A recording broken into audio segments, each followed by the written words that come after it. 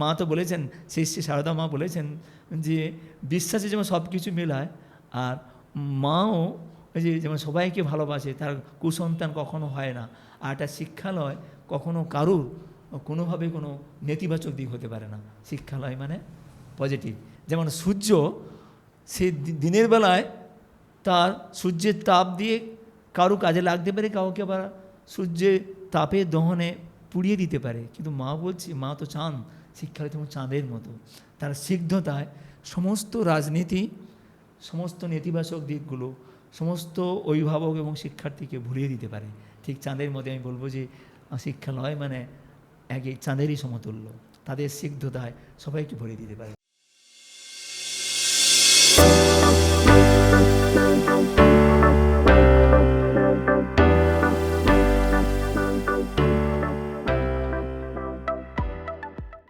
নমস্কার প্রিয় দর্শকবৃন্দ, আজকে আমাদের মধ্যে এমন একজন শিক্ষক মহাশয় উপস্থিত হয়েছেন যিনি কেবল বইয়ের শিক্ষাতেই থেমে থাকেন। শুধু পুঁথিগত শিক্ষা যে সমাপ্তি এমনটাও নয়, সামাজিক জ্ঞান, দৃষ্টিভঙ্গি, স্কুলের সুপরিবেশ, যেখানে সরকারি স্কুলের প্রতিনিয়ত ছাত্রের সংখ্যা কমছে, সেই স্কুলে ছাত্রের সংখ্যা বাড়ে, যেখানে প্রায় 2000-এর বেশি স্টুডেন্ট এই মুহূর্তে পড়াশোনা করে, যিনারা ছাত্রদেরকে নিজের স্নেহের চেয়েও বেশি ভালোবেসে শিক্ষা প্রদান করেন, এবং যেখানে কোনো রাজনৈতিক রং ছাড়া স্কুল চলে হাসি খুশিতে, সাধারণ মানুষের সাহায্যে। এবং সবচেয়ে ইম্পর্ট্যান্ট একটা বিষয় যেটা প্রত্যেকেরই জানা উচিত, মেবি লকডাউনের মতো কঠিন মহামারীতেও পড়াশোনা থেমে থাকেনি, রবিবারেও থাকে দরজা খোলা ছাত্রদের জন্য। তো এমন একজন মহান ব্যক্তিত্বের সঙ্গে আপনাদের সঙ্গে আজ পরিচয় করাবো। উনি এসছেন আমাদের মধ্যে, স্বাগতম জানাচ্ছি। নমস্কার স্যার। নমস্কার আজকের এই অনুষ্ঠানে। আপনার নাম পরিচয়টা যদি একটু আমাদের সঙ্গে একটু শেয়ার করেন। আমার নাম ডক্টর চন্দন কুমার মাইতি। আমি বর্তমানে বাজকুল বলাইচন্দ্র বিদ্যাপীঠে প্রধান শিক্ষক হিসেবে কাজ করছি। আচ্ছা, আমার এখানে প্রশ্ন স্যার, শিক্ষকতা পেশায় আসার এই শুরুটা কিভাবে হলো? আমি বলে নিই, শিক্ষকতা যে আমি সুযোগ পেয়েছি এটা ঈশ্বরের অশেষ করুণা। অনেক পেশা আছে, তার মধ্যে এই শিক্ষকতা পেশা কিন্তু সবাই আসার সুযোগ পায় না। ঈশ্বরের যদি করুণা না থাকে তাহলে আমরা হয়তো এই পেশায় আসার সুযোগ পেতাম না। তবু মনে করিয়ে দিই, প্রথম থেকেই একটা মিশনারি স্কুলে ছোটোবেলা পড়াশোনা করেছি। তারপরে রামকৃষ্ণ মিশন নরেন্দ্রপুর এবং অন্যান্য সাধু মহারাজদের সংস্পর্শে আসার সুযোগ পেয়েছি, এবং সেখান থেকেই আমার মা আমাকে অনুপ্রেরণা দেয় আগামী দিনে যদি একটা সুস্থ সমাজ গঠন করা যায়, যেখানে আমরা সরাসরি দেবতাদেরকে নিয়ে শিশু দেবতাদেরকে নিয়ে আমরা কাজ করার সুযোগ পাব। এরকম পেশায় যুক্ত থাকার জন্য প্রথম থেকেই আমার নিজের মাই আমাকে অনুপ্রেরণা দেয়, এবং সেই অনুপ্রেরণা আমি পেয়ে যেমন উদ্বুদ্ধ হয়েছি, সেই সঙ্গে সঙ্গে নিজের ইচ্ছা শক্তি এবং স্বপ্ন দেখতাম যে আমি একদিন একটি স্কুলের শিক্ষকতা কাজে, অর্থাৎ যেভাবে মন্দিরে দেবতারা পূজার জন্য পুরোহিতরা সুযোগ পায়, সেরকম যদি পুরোহিত হওয়ার একটা সুযোগ পাই, সেরকমই ইচ্ছে আমি পোষণ করতাম। তারপরে 1993 সালে এরকম সুযোগ আসে এবং আমি এই শিক্ষকতাকে পেশা নয় নেশা হিসাবে গ্রহণ করেছি। একদম একদম। আপনারা যদি কোনোদিনও আসেন বাজকুল বলাইচাঁদ স্কুল, আপনারা এলেই বুঝতে পারবেন, স্কুলটা দেখলেই আপনাদের একটা আলাদা অনুভূতি হবে। এইরকম একটা পবিত্র স্থানের একজন প্রধান শিক্ষককে আমাদের পাওয়া আজকে আমাদের কাছে সত্যি আনন্দের। স্যার, একটা আমাকে উত্তর দিন, শিক্ষক শব্দের অর্থ আপনার কাছে কি? আচ্ছা, শিক্ষক আমরা ইংরেজিতে যদিও বলি টিচার, কিন্তু আমরা সবাই অবগত আছি এবং সবাই আমরা জানি যে শিক্ষকতা মানে আন্তরিকতা, শিক্ষকতা মানে ট্রাস্ট, শিক্ষকতা মানে বিশ্বাস, শিক্ষকতা মানে ভালোবাসা, আর সব মিলে বলবো পবিত্রতা, একটা বন্ধন। এই পবিত্রতা বন্ধনে যেখানে আছে ত্রিবেণী সঙ্গম, এক পাশে আছে শিক্ষার্থী, অন্য পাশে আছে অভিভাবক, আর আরেক ত্রিভুজের শীর্ষবিন্দুতে আছি আমরা। তাহলে এই ত্রিবেণী সঙ্গমে এই মহান পেশায় আমরা উপস্থিত শুধু নয়, আমরা আন্তরিকভাবে যদি এটাকে আমরা কাল্টিভেট করি, তাহলে সারা জীবন যেমন আমরা বেঁচে থাকব, মৃত্যুর পরেও আমরা বেঁচে থাকব সমস্ত শিক্ষার্থীর হৃদয়ে। আমরা তো সবাই জানি যে প্রত্যেকটা একটা লাইফ স্প্যান আছে, নির্দিষ্ট সময়ে পরে আমাদের মৃত্যু হবেই, এই উত্তর আমাদের সবার জানা। তবু মনে রাখবেন, শিক্ষকতা পেশার কিন্তু কখনো অবসর হয় না, শিক্ষকতা পেশার কখনো মৃত্যু হয় না। শিক্ষার্থীর হৃদয়ে কিন্তু এই পবিত্রতা, এই ট্রাস্ট, এই বিশ্বাস, এই ভালোবাসা সব মিলিয়ে কিন্তু একটা শ্রদ্ধাবোধ সর্বদাই বেঁচে থাকে। যেমন আমাদের এক বংশ থেকে অপর বংশে বৈশিষ্ট্যের স্থানান্তর ঘটে, ঠিক সেরকম আমরা মাতৃবংশ থেকে যেমন জানি আমরা সন্তান সন্ততির মধ্যে বাবা মার বৈশিষ্ট্যগুলো আছে। শিক্ষকতা পেশা সেরকম মহান পেশা, যে পেশাতে আমাদের পবিত্রতা, আমাদের আন্তরিকতা, মানবিকতা, আমাদের মনুষ্যত্ববোধ কিন্তু এক শিক্ষার্থী থেকে অন্য শিক্ষার্থীর হৃদয়ে স্থানান্তরিত হয়। তাহলে এই পেশাকে আমরা সবাই মিলে যদি বাঁচিয়ে রাখতে চাই, তাহলে পবিত্রতা, আন্তরিকতা, ভালোবাসা বর্তমানে যেগুলো হারিয়ে যাচ্ছে, তার সন্ধান চাওয়ার জন্য কিন্তু শিক্ষকতা, অর্থাৎ শিক্ষকতা হলো ভালোবাসার একটা কনডেনসেশন রূপ, মানে কি বলবো, একটা ঘনীভূত রূপ পবিত্রতা এবং ভালোবাসার। দিনে দিনে দেখুন, গভর্নমেন্ট স্কুলে আপনিও একজন শিক্ষক ভালোভাবেই জানেন যে দিনে দিনে গভর্নমেন্ট স্কুলের ছাত্রের সংখ্যা কমছে, কিন্তু আমি যখন আপনাদের স্কুলে যাই সেটা সম্পূর্ণ আলাদা, যে ছাত্রের সংখ্যা যেখানে 2000-এরও বেশি। এটা কি করে, মানে কোন কৌশলে এটা করেছে? আচ্ছা, আমি একটু বলবো, প্রতিটা শিক্ষালয়ে বেশ কিছু সমস্যা আছে, পরিকাঠামোর দিক দিয়ে, শিক্ষক শিক্ষয়িত্রীর সংখ্যার দিক থেকে। এগুলো কিন্তু সরকারি অ্যাডমিনিস্ট্রেটিভ দিক, এগুলো প্রত্যেকটা স্কুলে ভিন্ন ভিন্ন সমস্যা মানে আগেও থাকতো, এখনও আছে, আর আগামী দিনেও থাকবে।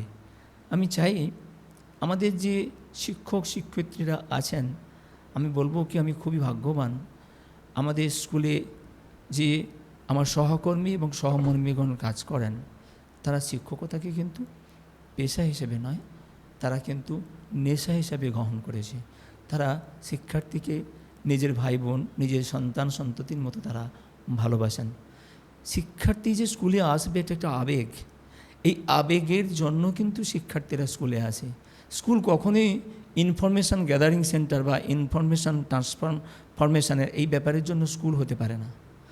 স্কুল হলো আমাদের কাছে এক মন্দির, যে মন্দিরে আমরা শ্রদ্ধাবান লাভতে জ্ঞানম, এই যে মূল মন্ত্র, এই মূল মন্ত্রকে আমাদের সহকর্মীগণ, আমাদের স্যার ম্যাডামগণ, তারা যথেষ্ট আন্তরিকতার সঙ্গে এটা দেখেন। সে কখন স্কুলে আসছে, স্কুলে আসতে তার কী প্রবলেম হচ্ছে, তার বই খাতার যেমন কিছু সমস্যা থাকে, পড়াশোনার বিষয়ে যদি কোনো সমস্যা থাকে, খুব আন্তরিকতার সঙ্গে আমাদের সহকর্মীগণ সেটা ভালোবেসে করেন। আর দেখুন, বর্তমানে অনেক অভাব থাকলেও এখন শুধু অভাব শিক্ষার্থীকে একটু কাছে টেনে নেওয়া, একটু ভালোবাসা, তাকে যদি আমরা তার ইচ্ছাশক্তি যদি স্ফুরণ ঘটাতে পারি, আমার মনে হয় আমাদের একটা ছোট্ট স্কুলে কাজ করি, আজ দীর্ঘ 35 বছর কাজ করছি। প্রচুর প্রতিবন্ধকতা, প্রচুর সমস্যা আগেও থাকতো, এখনও থাকবে, আগামী দিনে আরও থাকবে, কিন্তু আমরা যেটুকু সময় স্কুলে গেছি সেইটুকু সময় যদি আমরা শিক্ষার্থীদেরকে যদি একটু ভালোবাসতে পারি, একটু তাদের আদর দিতে পারি, তাদের যদি একটু খোঁজ খবর রাখতে পারি, যদি তাদের বাবা মার মতো যদি কিছুটা হলেও কিছু সময়ের জন্য যদি আমার বাবা মার জায়গাটা নিতে পারি, আমার দৃঢ় বিশ্বাস শিক্ষার্থীরা ভালোবাসার টানে, আবেগের টানে, ট্রাস্টের টানে, আনন্দের টানে এবং এই পবিত্র ত্রিবেণী সঙ্গমে তারা আসবেই। এবং এটাকে মূল মন্ত্রকে কাজে লাগিয়ে আমি তো এককভাবে স্কুলে কোনো কিছু কাজ করা কখনো সম্ভব নয়, আমি কাজ করিও না। সেক্ষেত্রে স্যার, ম্যাডাম এবং আমাদের সমস্ত সহকর্মীগণ আমাদের কিন্তু পিলার। আমাদের শিক্ষার্থীকে স্কুলে আনয়ন করা এবং তার মধ্যে তার চিন্তা শক্তির বিকাশ ঘটানো। এবং শিক্ষার্থী মানে তো একটি প্লেন পেপার, মানে এক টুকরো সাদা কাগজ। সেই কাগজের মধ্যে কত লেখার সুযোগ আছে, কত প্রিন্ট করার সুযোগ আছে। সেই অনুভূতি বা সেই ফিলিংস, সেই সংবেদনকে আমাদের স্যার ম্যাডামরা যথেষ্ট নিষ্ঠার সঙ্গে, দক্ষতার সঙ্গে, দায়িত্ববোধ নিয়ে করে বলে কত দূর দূরান্ত থেকে শিক্ষার্থীরা আসে শুধু আগামী দিনে একটা ছোট্ট স্বপ্ন দেখবে যে সে চরিত্রবান হবে। এক্ষেত্রে বলে রাখা খুব জরুরি, গোমাতা যখন দুধ দেয় সে কখনো কিন্তু তার দুধে জল মেশায় না। সে কখনো স্বপ্নে ভাবতে পারে না এই দুধের মধ্যে কোনো ভেজাল যাক, কেন সে যে দুগ্ধ নিঃসরণ করে তারই অপত্য, তারই শিশু গোমাতাকে সুস্থভাবে পৃথিবীতে বাঁচিয়ে রাখবে। কিন্তু আমরা এই গোমাতার বিশুদ্ধ দুগ্ধের সঙ্গে টেকনোলজিকে কাজে লাগিয়ে, চাতুরীকে কাজে লাগিয়ে, ছলকে আশ্রয় নিয়ে আমরা কিন্তু জল মেশাই। সেক্ষেত্রে কিন্তু যদি একটু অনুভব করি, যদি হৃদয়ের দিকে যদি আমরা কান পেতে শুনি যে কত শিশু এই দুগ্ধতে তারা প্রতিপালিত হচ্ছে, আগামী দিনে স্বপ্ন দেখছে এই পৃথিবীর সমস্ত স্বপ্নকে, পৃথিবীর সমস্ত রঙকে, পৃথিবীর সমস্ত আলোটুকুকে শোষণ করবে।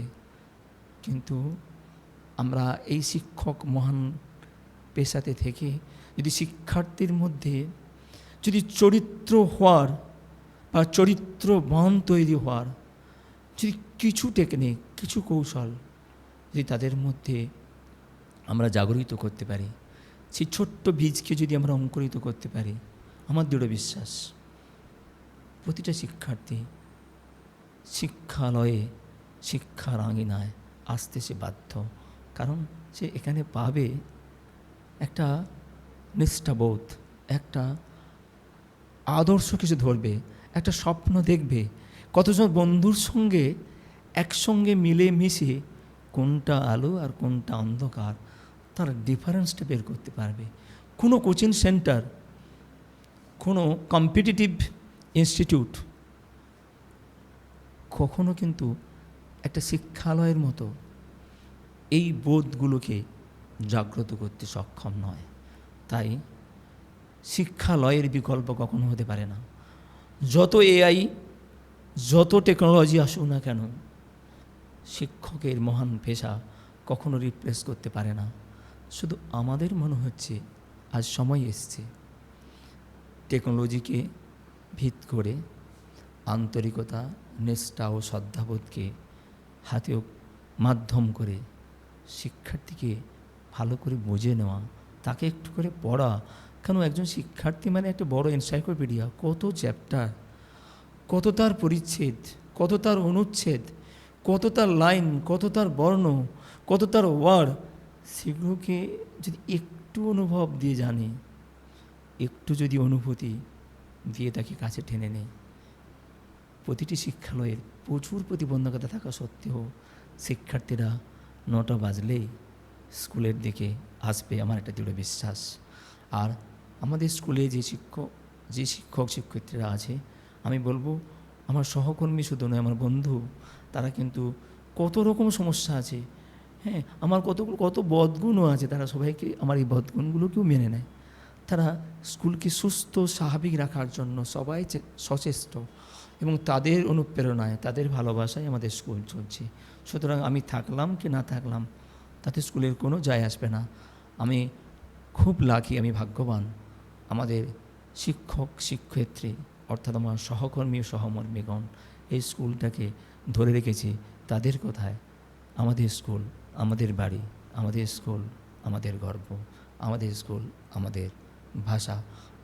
আমরা এক কথায় বলবো, একসাথে চলবো, এক কথা বলবো, আর শিশুদের মনগুলো সময় সুযোগ করে পড়ব। স্যার, যেদিন প্রধান শিক্ষক হিসাবে আপনি স্কুলে প্রথম দিন গেলেন, সেদিন আপনার মনে কেমন অনুভূতি ছিল এবং কী ভেবেছিলেন যে আমি এই যে পুরনো শিক্ষা ব্যবস্থা তাকে চেঞ্জ করব, আমার মনের মতো করব, না নিজে কোনো স্বপ্ন দেখেছিলেন বা কারো কাছ থেকে উদ্বুদ্ধ হয়েছিলেন? আচ্ছা, আমি প্রথমে যে প্রধান শিক্ষকের কাজ করব সেটা আমি সাধারণ ক্ষেত্রে ভাবিনি। আমি প্রথমে একটি স্কুলে কাজ করতাম, আমাদের মুরাদপুর বিবেকানন্দ বিদ্যাপীঠ, একটি আশ্রমী স্কুল, খুব সুন্দর পরিবেশ। সেখানে শিক্ষক শিক্ষয়িত্রী সঙ্গে একটা সম্পর্ক ছিল এবং ছাত্রছাত্রীর একটা সম্পর্ক ছিল দাদা ভাই বোন হিসেবে। এত সুন্দর সম্পর্ক ছেড়ে, এত সুন্দর স্কুল ছেড়ে যে ওই একটা স্কুলে গিয়ে প্রধান শিক্ষকের কাজ করব, সেটা প্রথম থেকে আমি কখনো ভাবনাতে আনিনি। আমাদের রামকৃষ্ণ মিশনের পরম শ্রদ্ধেয় মহারাজজি, আমরা ডাকনামে আমরা তুষারমহর হিসেবে জানি, ওনার অ্যাকচুয়ালি সন্ন্যাস নাম হচ্ছে বিশ্বমানন্দজি মহারাজ। তিনি প্রথমে আমাকে অনুপ্রেরণা দেন যে এই যে স্কুলটি কাজ করছে সেই স্কুলটি খুব সুন্দর এবং সাজানো, সেটা কেউ না কেউ সুন্দর করে গড়েছেন। এবং সেই গড়ার পেছনে আমার মামা ছিলেন, আমাদের স্বর্গীয় চিত্তরঞ্জন দাস মহাশয়। তিনারই অনুপ্রেরণায় এবং মহারাজ বারবার বলতেন যে এরকম কোনো একটি স্কুলকে তুমি সুন্দর করে আশ্রমিক পরিবেশ তৈরি করো, তাহলে তুমি নিজের ভালো লাগবে। কেন, প্রত্যেকে কিছু করণীয় কাজ থাকে, অনেক প্রতিবন্ধকতা থাকবে, তবু গড়ার স্বপ্ন দেখাটা খুব জরুরি। কারণ সমাজ অনেক কিছু প্রত্যাশা করে যে আমরা শুধু স্কুলে এলাম, বেতন পেলাম, আমাদের বউ বাচ্চা সব পালা হলো, কিন্তু সেটা কিন্তু শেষ কথা নয়। শেষ কথা হলো আমরা সমাজকে যদি ছোটোখাটো কোনো উপহার দিতে পারি, আগামী দিনে একটা শিক্ষালয় মানে দিন দিন সে আলো দেবে। আমার আপনার চাকরি কিন্তু পার্মানেন্ট নয়, কিন্তু শিক্ষালয় কিন্তু পার্মানেন্ট। সেই অনুপ্রেরণায় এত সুন্দর পরিবেশ ছেড়ে যখন আমি প্রথম দিন স্কুলে জয়েন করি, ওখানে আমাদের ওই স্কুল থেকে পরম শ্রদ্ধেয় নির্মলচন্দ্র রানা মহাশয় সহকারী শিক্ষক ছিলেন, হরেকৃষ্ণ দাস মহাশয় আমাদের স্কুলের সঙ্গে এসেছিলেন। আমি স্কুল থেকে প্রথমে কান্না পেয়ে গেছিলো, যেহেতু এখানে ছাত্রছাত্রীর সংখ্যা খুব কম এবং ইনফ্রাস্ট্রাকচারগত কিছু সমস্যা ছিল। কিন্তু এখানে একবারে বাজারের উপরে স্কুল, হ্যাঁ, সেরকম পড়াশোনার পরিবেশ আমরা যে পরিবেশ যে বিবেকানন্দ বিদ্যাপীঠে যেটা পেয়েছি, সেরকম কোনো অংশে কোনো কিছুই ছিল না। সেক্ষেত্রে আমি কিন্তু এখানে সর্বক্ষণ থাকবো এই ভেবেও আসিনি। আমি কিন্তু নিয়েই এসেছিলাম যে আমি যদি 1 মাস 2 মাস যদি অ্যাডজাস্ট না করতে পারি, তাহলে আমরা এত সুন্দর বিবেকানন্দ বিদ্যাপীঠ সেই স্কুলে পুনরায় ফিরে যাব। যখন প্রথম স্কুলে এসেছিলেন, হ্যাঁ, তখন ছাত্র সংখ্যা কত ছিল? তখন ওই 250 থেকে 300 মতো ছাত্রছাত্রী ছিল। সেখান থেকে এখন প্রায় 2000, সব যদি বিভাগগুলো নিয়ে 2000 থেকে বেশি, 200 থেকে 2000। বুঝতে পারছেন যে একজনের অনুপ্রেরণাতেও সব কিছুই বদলানো যায়, সম্ভব, সেটা স্যার করে দিয়েছেন। এবং স্যার আমি সেক্ষেত্রে একটু বলবো, দেখুন প্রধান শিক্ষক মহাশয় খুবই ক্ষুদ্র একা, কিন্তু সহকর্মীগণ আমাদের স্কুলে এতটাই ভালো, আমাকে অন্য কিছু ব্যাপার নিয়ে ভাবতেই হয় না। শিক্ষার্থীদের কত রকম সমস্যা, হ্যাঁ, আমি বারবার বলি যে আমি সত্যি ভাগ্যবান, এরা এতটাই কোঅপারেটিভ, এতটাই আন্তরিক, এতটাই মানবিক। হ্যাঁ, আমি নাম না বললে নয়, আমাদের বিপ্লব জানা বলে একজন ফিজিক্সের শিক্ষক আছে, তাকে আমার ভাই হিসেবে তাকে আমি ভালোবাসি। তাদের অনুপ্রেরণা, সমস্ত শিক্ষার্থীর খোঁজ খবর রাখা, তাদের বাড়ির কোনো প্রবলেম হয়েছে কিনা সেটুকু খোঁজ রাখা, সে কেন স্কুলে আসছে না, সে কেন পড়া পাচ্ছে না, ছুটির পরেও তাকে হেল্প করা। দেখুন এরকম পরিবেশ পেয়েছি বলে সমস্ত আমার সহকর্মীগণের আন্তরিকতায় আমাদের স্কুলটি এখন মন্দির হয়ে গড়ে উঠেছে। তার জন্য আমার একা সাধনার কিছু নয়, সবারই কিন্তু সাধনা বলবো, সবারই তপস্যা বলবো, সবারই আন্তরিকতার প্রয়াস বলবো। সবাই শিক্ষার্থীকে ভালোবাসে, সবাই শিক্ষার্থীরাও এই স্কুলকে, এই শিক্ষকদের ট্রাস্ট করে। দেখুন, বিশ্বাস তো একদিনে হয় না, বিশ্বাস তৈরি করতে হয়। হ্যাঁ, আমি বলবো যে এই সহকর্মীগণ পেয়েছি বলে আমাদের স্কুলে অনেক সমস্যা থাকলেও আমি এখন বলবো যে আমাদের কোনো সমস্যা নেই। আমাদের আর্থিক সমস্যাও প্রচুর আছে, আমি বলবো এখন আর্থিক সমস্যাটা কখনো সমস্যা হতে পারে না। যদি আন্তরিকতা, ভালোবাসা, শ্রদ্ধাবোধ থাকে, তাহলে অভিভাবকরাও খুব সুন্দরভাবে আমাদের সঙ্গে রিঅ্যাক্ট করেন, সুন্দরভাবে সহযোগিতা করেন। আমরা যখন যেভাবে চাই আমাদেরকে সহযোগিতা করেন। এবং পরম শ্রদ্ধেয় মহারাজজি এখানে বর্তমানে চণ্ডীপুর রামকৃষ্ণ মিশন থেকে আমাদের শ্রদ্ধেয় সর্বপ্রদানন্দজি মহারাজ, যাকে আমরা সাগর মহারাজ হিসেবে ডাকি, উনিও যান। এইভাবে কিন্তু ওই 250 থেকে 300 ছাত্রছাত্রী এই স্কুলে আস্তে আস্তে করে বাড়ছে। তার আমরা প্র্যাকটিক্যাল অ্যাপ্লিকেশান পাচ্ছি যে ত্রিবেণী সঙ্গমে যদি আমরা সবাই হৃদয় দিয়ে পরস্পরে আমরা জোটবদ্ধ থাকি, প্রত্যেকে যদি আমরা এক বন্ধনে থাকি, ওই রাসায়নিক পদার্থের ওই তড়িৎযোজী সমযোজী বন্ধন নয়, যদি আমাদের মধ্যে আন্তরিকতার বন্ধন থাকে, তার সঙ্গে সঙ্গে শিক্ষার্থীর বিহেভিয়ার, শিক্ষকদের সিনসিয়ারিটি, ফাংচুয়ালিটি, তাদের পারসেপশন দেওয়া, কনসেপশন দেওয়া, এই কারণে আমাদের স্কুলটি কিন্তু বর্তমানে আমি বলবো যে অভিভাবক, শিক্ষার্থী এবং অন্যান্য গুণীজন সবাই স্কুলকে ভালোবাসে। আর আমরা অভিভূত এই ভালোবাসা যে পাচ্ছি, তার প্র্যাকটিক্যাল অ্যাপ্লিকেশান হলো প্রতিনিয়ত শিক্ষার্থীর সংখ্যা বাড়ছে। এবং এই বাড়াটাই আমি বলবো আমাদের সবারই আন্তরিক প্রয়াস বা একসঙ্গে থাকার একটা শুভ প্রয়াস। যেমন দেখুন, এই মুহূর্তে সকলেই কিন্তু একটা প্রাইভেট স্কুলের পড়াশোনার মান অনেক ভালো, প্রাইভেট স্কুলের দিকে ঝুঁকি একটু বেশি মানুষের। সেখান থেকে আপনি একজন সরকারি স্কুলে একটা স্টুডেন্ট নিয়ত বাড়িয়ে চলেছেন। আপনি কি বলতে চান যারা প্রাইভেট স্কুলের প্রতি এত আগ্রহ, তাদের সেই সব ছাত্র প্লাস অভিভাবকদের কি বলতে চাইবেন? আমি বলতে চাই, প্রাইভেট স্কুলে দেখুন, যেহেতু প্রাইভেট, সরকারি সমস্ত নির্দেশ তারা তাদের মানতে হয় না, তাদের নিজের মতো করে তাদের যে পরিচালক সমিতি থাকেন তাদের মাধ্যমে তারা কিন্তু স্কুলের অনেক কিছু উন্নয়ন ঘটাতে পারেন। সেক্ষেত্রে আর্থিক সচ্ছলতা কিন্তু প্রাইভেট স্কুলে অনেক বেশি। তারা অভিভাবকের কাছ থেকে প্রয়োজন মতো কিন্তু তারা আর্থিক সহযোগিতা দাবি করতে পারেন, কিন্তু সরকারি স্কুলে সেটা সম্ভব হয় না। আমি বলবো সরকারি স্কুল বা আমাদের প্রাইভেট স্কুল আমি পার্থক্য করতে চাই না। আমাদের একটি সরকারি স্কুল হলেও প্রাইভেট স্কুলের মতো কিন্তু সমস্ত পরিষেবা আমরা দিয়ে থাকি। আমি একটা ছোট্ট এক্সাম্পল দিই। যখন একজন শিক্ষার্থী অভিভাবকের বাড়ি থেকে যখন আসে, স্কুলে আসে, তারা সবসময় অ্যাংজাইটির মধ্যে থাকে, ওই শিক্ষার্থী স্কুলে কখন পৌঁছেছে, সে কী করছে, কখন বাড়ি ফিরবে, সে মানে গাড়ি ঘোড়া, রাস্তায় দুর্ঘটনা, অনেক কিছু থাকে। আমরা কিন্তু আমাদের স্যার ম্যাডামদের আন্তরিক সহযোগিতায় আমরা ডিজিটাল অ্যাটেন্ডেন্স করেছি। শিক্ষার্থী স্কুলে পৌঁছে যাওয়ার মুহূর্তেই অটোমেটিক তার বাবা বা মা জানতে পেরে যাচ্ছে যে কটা সময় স্কুলে পৌঁছেছে, এবং আমাদের স্কুলেও রেকর্ড হয়ে যাচ্ছে কটা সময় সে স্কুলে পৌঁছলো। আবার সারাক্ষণ যে স্কুলে থাকছে তার বিহেভিয়ার স্টাডি করার জন্য প্রত্যেকটা ক্লাসরুমে আমাদের ডিজিটাল সিস্টেম আছে, ভিডিও রেকর্ডিং সর্বদাই করা হচ্ছে। সে কী কথা বলছে, সে ক্লাসরুমে সে কীভাবে আচরণ করছে, সেটাকে আমাদের নোট করা হচ্ছে। কারণ আমরা সবাই জানি শিক্ষার্থী স্কুলে আসে, স্কুলের প্রধান কর্তব্য হলো তার চারিত্রিক দৃঢ়তা তৈরি করা, তাকে চরিত্রবান করা। আর চরিত্র বলে কিন্তু একটা ইস্পাত বা অন্য কিছু একটা কঠিন বস্তু নয়, কতগুলো সুঅভ্যাস, হ্যাঁ, কতগুলো তার আচরণ দিকের পরিবর্তন করা।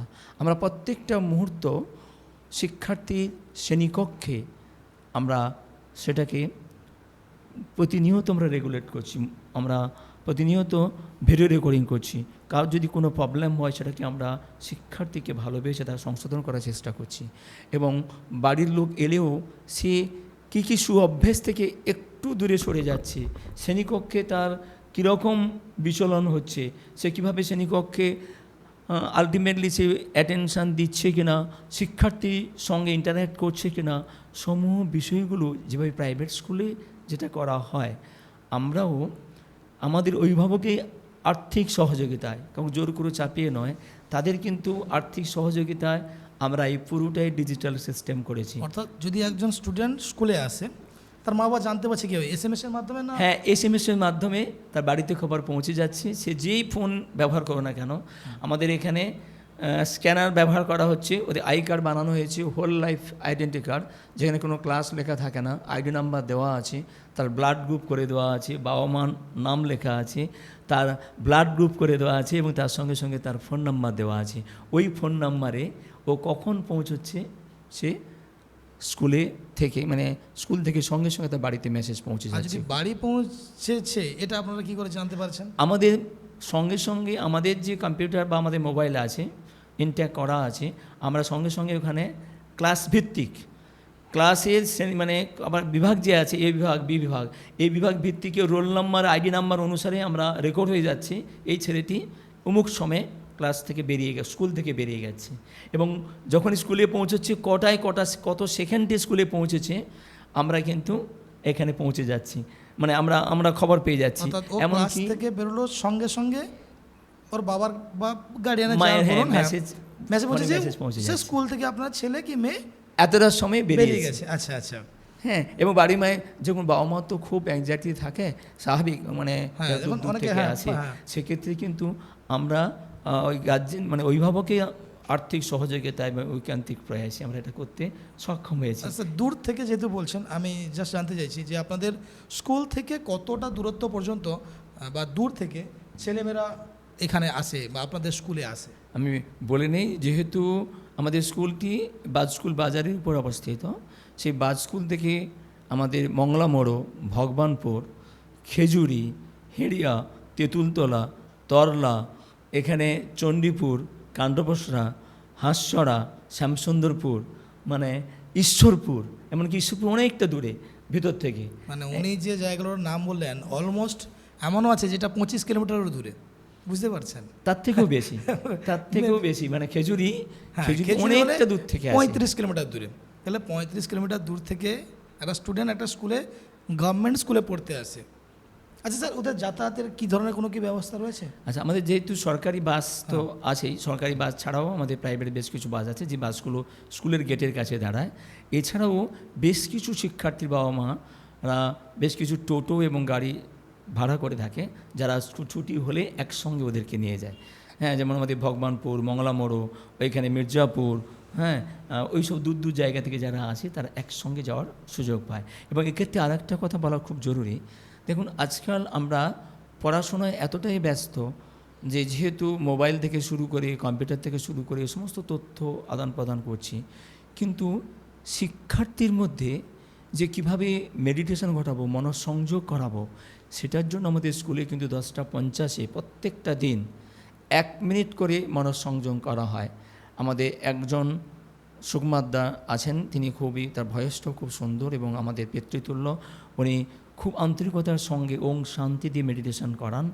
প্রত্যেকটা শ্রেণীকক্ষে আলাদা আলাদা করে ছোট ছোট বক্স লাগানো আছে, তার মাধ্যমে কিন্তু ওই মেসেজটা পৌঁছায় ওং শান্তি। ওং শান্তি বললে সবাই তারা মেরুদণ্ডকে সোজা করে চোখ বন্ধ করে তার বাবা মাকে সে ভাবে, কারণ যে বাবা মা স্বপ্ন দেখে আমাদের পৃথিবীতে নিয়ে এসছে, সেই বাবা মাকে তারা স্বপ্ন দেখে, বাবা মাকে তারা ভাবে একটা মুহূর্ত কি করছে না করছে এবং তাদের স্বপ্ন আমরা সার্থক করতে পারবো কিনা। আমরা 33 কোটি দেবতাকে যেমন শ্রদ্ধা করি, প্রথম কিন্তু 33 কোটির মধ্যে প্রথম দেবতা হলো আমাদের বাবা মা। সেই বাবা মাকে স্মরণ করার জন্যই কিন্তু আমরা 1 মিনিট তাদের মনঃসংযম বা মেডিটেশনের ব্যবস্থা রেখেছি। এবং শুধু তাই নয়, আমাদের গেটে ঢুকতে গেলেই বাধ্যতামূলক সবাইকে ঠাকুর, মা এবং স্বামীজির যে ছোট্ট একটি মন্দির আছে, যেখানে সুস্থভাবে তেনারা বলেছেন যত মত তত মত, তার সঙ্গে সঙ্গে শ্রদ্ধাবান লভতে জ্ঞানম, এই মেসেজ তারা, এই অনুপ্রেরণায় তারা শ্রেণীকক্ষে তারা প্রবেশ করে, প্রণাম করে। এবং পুরো স্কুলটি যেহেতু মন্দির, তারা স্কুলকে তারা নিজেরা ঝাড় দিয়ে পরিষ্কার পরিচ্ছন্ন রাখে। কেন শ্রেণীকক্ষ বা শিক্ষালয় আমাদের কাছে কিন্তু জীবন্ত মন্দির, যেখানে শিক্ষকরা থাকছে, শিক্ষার্থীরা থাকছে, আমাদের শুধু কি আন্তরিকতা ভাবের আদান প্রদান ঘটে। সেই কারণে শিক্ষকরা এবং শিক্ষার্থীর মধ্যে যাতে একটা সুশৃঙ্খল, দেখুন যত সুশৃঙ্খল থাকবো সেটা বন্ধন নয়, সেটা পূর্ণ স্বাধীনতা। সেই স্বাধীন মানে বন্ধনের মধ্যে স্বাধীনতা, এইটুকু অনুপ্রেরণা পায় বলে আমার দৃঢ় বিশ্বাস আগামী দিনে আরও বেশি বেশি করে প্রাইভেট স্কুল ছেড়ে দিয়ে আমাদের সরকারি স্কুলে শিক্ষার্থীরা আসবে। আপনার লক্ষ্য কত রয়েছে যে আমার স্কুলে এতজন স্টুডেন্ট হোক, এমন কোনো চিন্তা ভাবনা আপনার আছে কি? যে ধরুন 3000 হোক কি 3500 হোক, এতজন স্টুডেন্ট আমার হোক, আমি চাই, তৈরি করব, এমন কোনো চিন্তা ভাবনা আছে? না, আমরা এখন একটু ভেবেছি, যেহেতু বর্তমানের যুগে কোয়ালিটির যুগ, কোয়ান্টিটি নয়, যে যাকে আমরা নিয়েছি তার মধ্যে যে সমস্ত সম্ভাবনা আছে সেই সম্ভাবনাগুলোকে যদি আমরা ভালো করে, যদি সাধুসঙ্গ, সু অভ্যাস এবং ভালো পরামর্শ, তার সঙ্গে সঙ্গে কিছু দৃষ্টিভঙ্গি, কিছু স্বপ্ন তাকে দিয়ে যদি আমরা ওই চারাগুলো বা তার মধ্যে যদি ইচ্ছাশক্তি জাগরণ ঘটাতে পারি, তাহলে তার কোয়ান্টিটেটিভ ডেভেলপমেন্ট হবে। আমরা আর কোয়ান্টিটি দিকে এগোচ্ছে না, আমরা যেই শিক্ষার্থীকে নিয়েছি তাকে স্বপ্ন দেখাবো, তার স্বপ্নকে বাস্তবিত করার চেষ্টা করব এবং তাকে সু অভ্যেস দিয়ে তাকে চরিত্রবান করব, যার লক্ষ্য যে সে আগামী দিনে সুস্থ মানুষ হোক। কেন আমাদের স্বামীজি বারবার চেয়েছিলেন যে দেশে সব কিছু আছে, টেকনোলজির কোনো অভাব হবে না, রকেট যাবে, কিছুদিন পরে আপনারা ডেলি প্যাসেঞ্জারই করবো মহাকাশযানে চড়ে। এখন আমরা যেহেতু আমরা প্লেনে আমরা ডেলি প্যাসেঞ্জারই করছি, আমাদের এখন চেন্নাই, হ্যাঁ, আমাদের শুধু সৌদি আরব, আমাদের আর দূর নয়, ডেলি প্যাসেঞ্জারই মতো হয়ে গেছে। তাহলে আগামী দিনে কিন্তু আমরা চাইব যে এই ডেলি প্যাসেঞ্জারি বোধটাকে কীভাবে করব না, তাদের মধ্যে ভাবের আদান প্রদান করে চরিত্রবান তৈরি করা, সু অভ্যেস কিছু তৈরি করা, যাতে আগামী দিনে সুস্থ সমাজ তৈরি হবে এবং সেই সমাজের কারিগর হবে এই ছোট্ট ছোট্ট শিশুরা। আগামী দিনে তারা সমাজটাকে ধরে রাখবে, তারা ভেজালটাকে রোধ করবে। কেন তেলে ভেজাল, জলে ভেজাল, এটা নিয়ে আমরা কেউ কিছু এখন মানে আতঙ্কিত হই না, কিন্তু এখন তো মানুষই ভেজাল। আমাদের হাত, চোখ, কান সবসময় চেষ্টা করছি আমরা স্বচ্ছ জিনিসকে কিভাবে অস্বচ্ছ করতে পারি। সেই অস্বচ্ছ বোধটাকে যদি আমরা এখানে আলো অন্ধকারের মধ্যে যদি পার্থক্য করে দিতে পারি, সেই উপনিষদের কথায় অসত মা সদ্গামায় তমস মা জ্যোতির্গময় মৃত্যুর মা অমৃতং গময় ওং শান্তি শান্তি শান্তি। সেটাই কিন্তু আমাদের স্কুলের লক্ষ্য, যে কোয়ালিটেটিভ ডেভেলপমেন্ট করা, মৃত্যু থেকে তাকে অমৃতের দিকে নিয়ে যাওয়া, অসত্য থেকে তাকে সত্যের দিকে নিয়ে যাওয়া, অন্ধকার থেকে তাকে আলোর দিকে নিয়ে যাওয়া।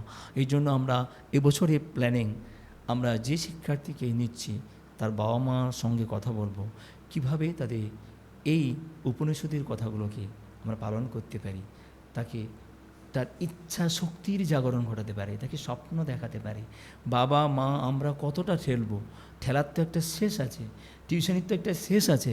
আগামী দিনে সুস্থভাবে বাঁচতে গেলে কিন্তু সে তার পায়ে হাঁটবে, তার চোখ দিয়ে দেখবে, তার হাত দিয়ে কাজ করবে এবং সে কিন্তু তার কান দিয়ে সে কিন্তু শুনবে, তার হৃদয় দিয়ে অনুভব করবে। এই ভাবনাগুলো আমরা 2026 শিক্ষাবর্ষ আসছে, আমাদের খুব উদ্দেশ্য আমরা কোয়ালিটি ডেভেলপমেন্ট করব। শুধু নাম্বার বাড়ানো স্কুলের কখনো প্রধান উদ্দেশ্য হতে পারে না, হ্যাঁ, আর আমরাও চাইছি না। তাই চাইছি এইভাবে আমাদের সমাজ গঠনের লক্ষ্যে শিক্ষার্থীদের কোয়ালিটি ডেভেলপমেন্ট হোক। সেমভাবে স্যার, যদি চরিত্র গঠনের কথা বলি, এর জন্য কি কোনো বিশেষ ক্লাসের ব্যবস্থা রাখেন না? হ্যাঁ, এমন পরিবেশ করেছেন যে প্রত্যেকেই অটোমেটিক্যালি কনভার্ট হচ্ছে? না, দেখুন স্কুলের তো কিছু সমস্যা থাকবেই, বেশ কিছু প্রতিবন্ধকতা, যে প্রতিবন্ধকতাগুলো আমরা কেউ অস্বীকার করতে পারি না।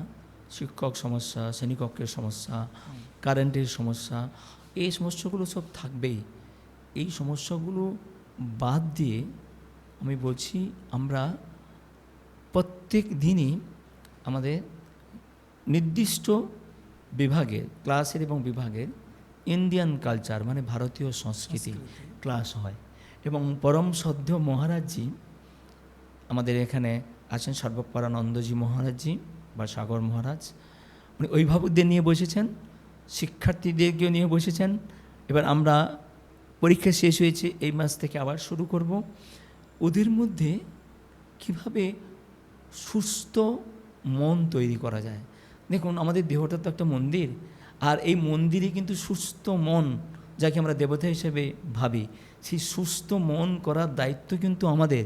সুস্থ মন যদি আমরা করতে না পারি, হ্যাঁ, বেশ লোভনীয় জিনিস থাকবে, আমাদের মোবাইল থাকবে, মোবাইল যে ডিভাইস সেগুলো আমাদের মনকে ডাইভার্ট করতে পারে। আমরা কিন্তু রাষ্ট্রীয় পরিবর্তন চাইছি না, আমরা মোবাইলকে বন্ধ করতে পারবো না, সিম কার্ডকে বন্ধ করতে পারবো না, কিন্তু তাকে যদি আমরা কতগুলো সুঅভ্যাস করাই। এবং ভারতীয় সংস্কৃতি যেহেতু আমাদের নিজস্ব, আমরা বাবা মাকে প্রণাম করি, কোথাও গেলে আমরা গুরুজনদেরকে আমরা শ্রদ্ধা জানিয়ে আমরা বেরোই, হ্যাঁ, তাদের কথা আমরা উপেক্ষা করতে পারি না। তাহলে এগুলোই আমাদের ওই সমস্ত প্রলোভন, ওই সমস্ত ডিভাইসকে তারা দূরে সরিয়ে তাদের ওই যে বলে না, নিজ মন নিজ চলো নিজ নিকেতনে, তাদের এই যে আমাদের লক্ষ্য, তার মনকে তার নিজের অভীষ্ট লক্ষ্যে পৌঁছানোর জন্য আমরা এটা করছি। এবং প্রত্যেক দিনে নির্দিষ্ট শ্রেণীতে যোগা প্র্যাকটিস। দেখুন, আমাদের ব্যায়ামের সঙ্গে সঙ্গে বেশ কিছু যোগা যদি আমরা না করি, তাহলে আমাদের মনকে শাসন করতে পারবো না। স্বামীজি বলছেন যে মাস্টারি ওভার মাইন্ড। দেখুন, যদি আমরা মনের কৃতদাস হয়ে যাই, আমরা কারো না কারো আন্ডারে দাসত্ব করি। যদি আমরা সরকারি কাজ করি, আমরা সরকারের দাস, কিন্তু সে সবাই আমরা করছি, কিন্তু আমরা মনের দাস হয়ে যাব না। মনকে যদি আমরা কন্ট্রোল না করতে পারি, স্বামীজি আজকে বিশ্ব জয় করেছিল মনের দাসত্বগিরি করে নয়, তিনি মনকে কন্ট্রোল করে, মন যেভাবে উনি পরিচালনা করবে সেইভাবে দেহ যেভাবে পরিচালনা করবে সেভাবে মন তার ডিরেকশন শুনতে বাধ্য। আমরা কিন্তু এই মহারাজদের নিয়ে এবং সঙ্গে সঙ্গে লাইব্রেরিতে বেশ কিছু বইয়ের সংযোগ রেখেছি, যেখানে সাধু সন্ন্যাসী, স্বামীজি এবং অন্যান্য সমস্ত মহাপুরুষগণ তারা তাদের মনকে কীভাবে কন্ট্রোল করে তারা আমাদের কাছে পিলারের মতো, আমাদের কাছে তারা অনুপ্রেরণা হয়ে দাঁড়িয়েছে। তাদেরকে দিয়েই, তাদের অনুপ্রেরণায় আমরা কিন্তু শিক্ষার্থীর মনকে ঠিক করব। সেই জন্য আমি ওয়ার্ডশর্তের কথা দিয়েই বলবো, মহাজ্ঞানীরা বা মহাজনেরা যে পথে গেছেন সেই পথকে অনুসরণ করে, তারা চলে গেছে, কিন্তু তারা রেখে গেছে তাদের অনুসরণের চিহ্ন। সে বিজ্ঞানী হোক, বিদ্যাসাগর হোক, শরৎচন্দ্র চট্টোপাধ্যায় হোক, বঙ্কিমচন্দ্র হোক, স্যার আইজাক নিউটন হোক, সবাই কিন্তু এক একজন ঋষি, হ্যাঁ, এবং তারা কিন্তু তাদের ত্যাগ, তিতিক্ষা এবং কৃচ্ছ সাধন দিয়ে তাদের মনকে তালিম করে তারা নির্দিষ্ট লক্ষ্যে পৌঁছতে পেরেছে। সেই সমস্ত মহাপুরুষেরকে অনুসরণ করে আমরা শিক্ষার্থীর মধ্যে চরিত্রবান তৈরি হওয়ার, তাকে তার মধ্যে ভ্যালু দেওয়া। কেন, একজন শিক্ষার্থী মানে একটা ভ্যালু। কোনো শিক্ষার্থী হতে পারে না ভ্যালুলেস। প্রত্যেকটা মানুষ মানে মানব সম্পদ। এখন বলছি, এখন আর আমাদের সমস্ত কেন্দ্রীয় সরকারি দপ্তর থেকেও চেঞ্জ হয়ে গেছে, আর এখন বলে না আমাদের শিক্ষামন্ত্রী, এখন মানব সম্পদ উন্নয়ন মন্ত্রী। মানে বলা হচ্ছে যে প্রতিটি মানুষ একটা সম্পদ, সে হলো মানব সম্পদ। সেই মানব সম্পদের বিকশিত করার জন্যই কিন্তু স্কুল। আর আমরা সেই ক্ষুদ্র প্রচেষ্টাকে আমরা শিক্ষক শিক্ষয়িত্রী চেষ্টা করব সেই সম্পদের বিকাশ, সেই সম্পদেরকে কালটিভেট করা। দেখুন স্যার, দূর দূরান্ত থেকে আপনাদের স্কুলে ছাত্রছাত্রীরা আসে, সেক্ষেত্রে হোস্টেলের কি দিনে দিনে দেখছি যে প্রতিটা স্কুলে হোস্টেলের সংখ্যা কমে যাচ্ছে, প্লাস ছাত্র হোস্টেলে থাকতে চাইছে না। সেক্ষেত্রে আপনাদের কি হোস্টেলের কোনো সুব্যবস্থা রয়েছে, অথবা কোনো দুস্থ পরিবারের ছেলে যদি এসে পড়তে থাকে হোস্টেলে, তার জন্য কি কোনো বিশেষ ব্যবস্থা থাকে স্কুলে? আচ্ছা, আমাদের একটি ছোট্ট ছাত্রাবাস আছে, সেটা স্কুল অ্যাটাচ হোস্টেল।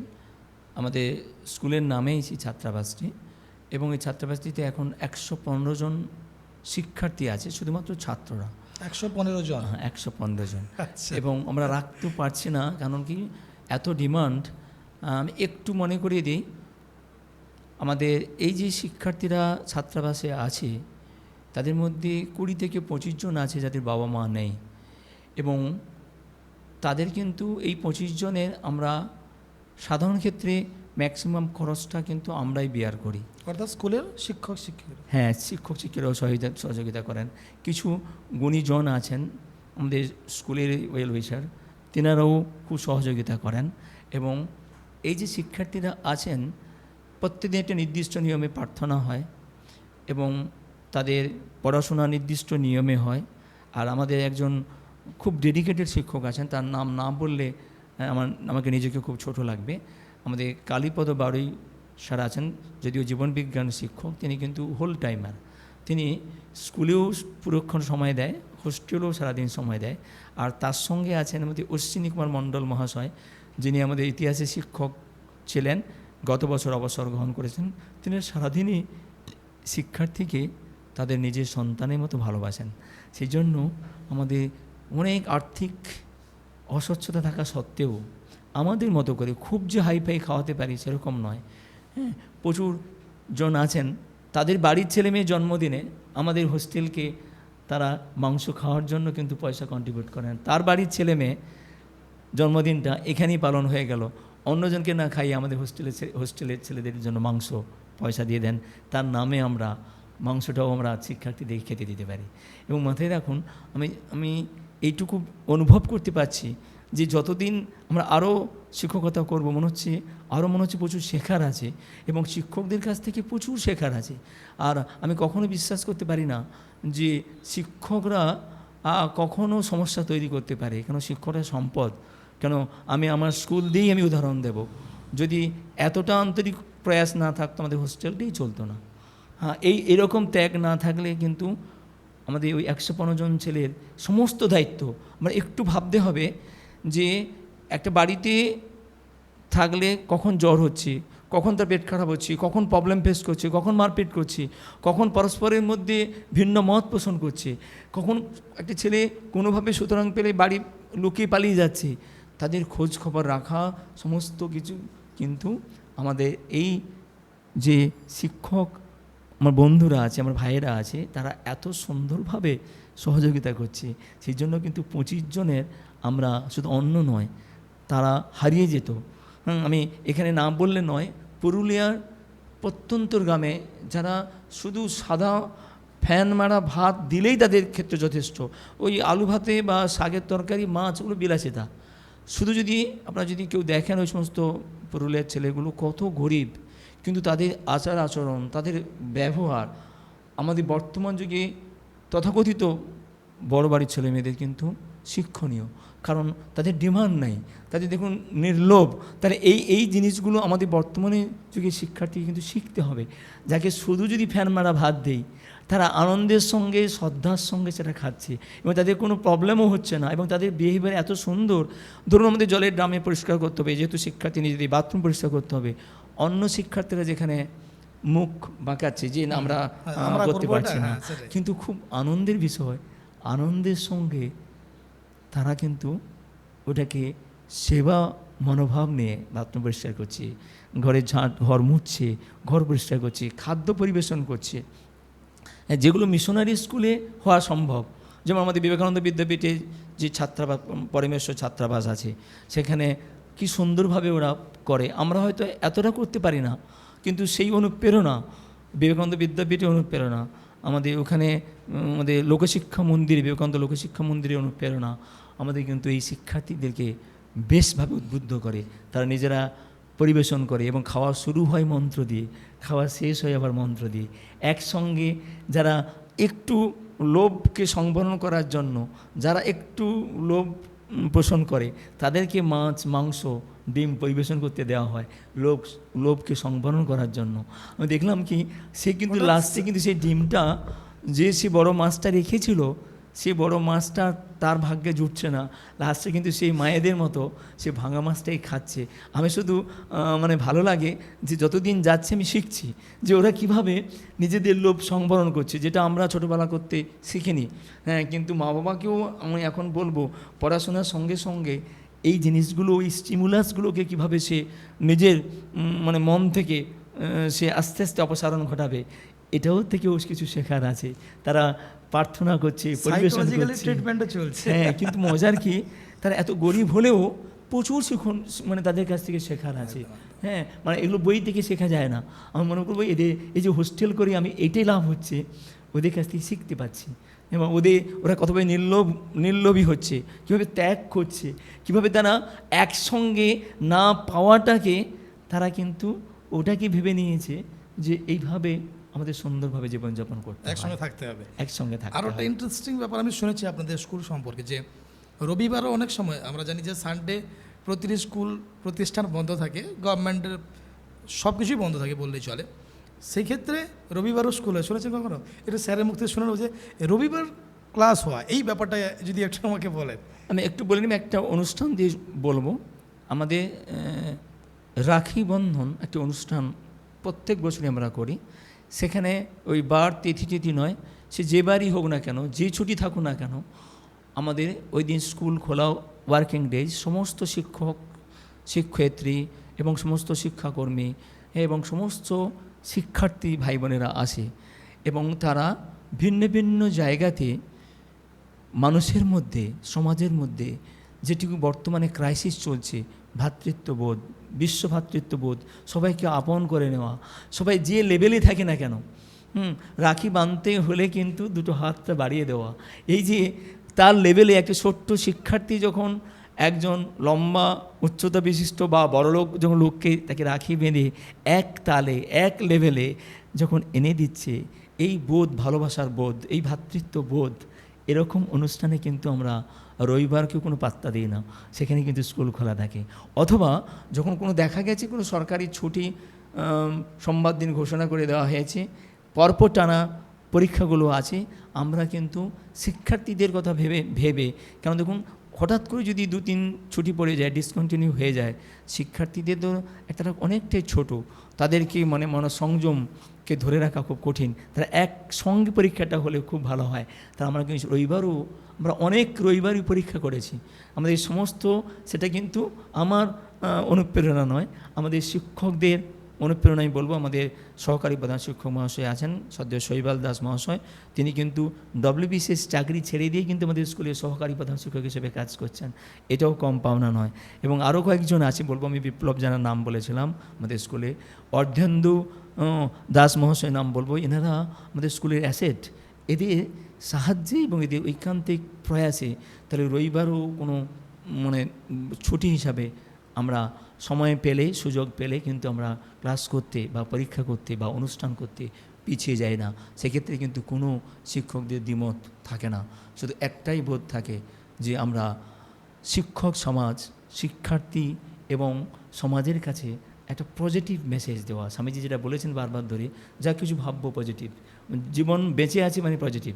হ্যাঁ, সুতরাং এই পজিটিভ বার্তা দেওয়ার জন্য কিন্তু আমরা সবাই একজোট হয়ে আমরা কাজ করছি। আগামী দিনে এই প্রয়াসকে চেষ্টা করব এবং অন্যান্য স্কুলের কাছেও আমি বার্তা রাখবো, যাতে আমরা সবাই মিলে যদি একই লেভেলে, কে HM, কে অ্যাসিস্ট্যান্ট টিচার সব ভুলে গিয়ে যদি আমরা কাঁধে কাঁধ মিলিয়ে যদি একটু কাজ করার সুযোগ পাই, কত প্রতিবন্ধকতা থাকবে, কত লেভেল থাকবে। আমরা তো অ্যাকচুয়ালি শিক্ষকতার কাজে গেছি, তাহলে সেক্ষেত্রে প্রধান শিক্ষক বা সহকারী শিক্ষক আমার মাঝে ভেদাভেদ থাকাটা মনে হচ্ছে ঠিক হবে না। এবং শিক্ষাকর্মী হিসাবে নয়, সবাই আমরা ভাই ভাই হিসেবে থেকে যদি শিক্ষার মানে স্কুলকে যদি আমরা মন্দির বানিয়ে ফেলি, হ্যাঁ, তাহলে কিন্তু আগামী দিনে দিব্যি চলবে। অনেক কিছু নেই, এর মধ্যেও অনেক কিছু আছে। রবিবার সাধারণত স্টুডেন্টরা মনে করে যে আজকে রবিবার, আজ স্কুল নেই, একটু আনন্দের দিন। সেই দিন যে ক্লাস করান, স্টুডেন্টদের কেমন রিয়াক্ট আছে? কি কখনো ভালো দেখেছেন, না এমন কোনো দেখেছেন যেটা দেখার পরে আপনাদের মন ভেঙে গেছে? না, সেখানে দেখছি যে ম্যাক্সিমাম স্টুডেন্ট, কিছু কতিপয় স্টুডেন্ট বেশ কিছু প্রতিবন্ধকতা থাকে, তাদের হয়তো ডাক্তার দেখানো বা বাড়ি কত আত্মীয় বাড়ি যাওয়া বা কোনো অনুষ্ঠানে যোগ দেওয়া, সে বিশেষ কতিপয় না মানে উপস্থিত হতে পারে না। কিন্তু অন্যান্য ছেলেমেয়েরা কিন্তু আনন্দের সঙ্গে, অভিভাবকরা সেটা মেনে নিয়েছে, আনন্দের সঙ্গে সে কাজটুকু করেন। হ্যাঁ, এই জন্য আমরা গর্বিত যে আমাদের অভিভাবকরা আমাদের স্কুলকে ভালোবাসেন।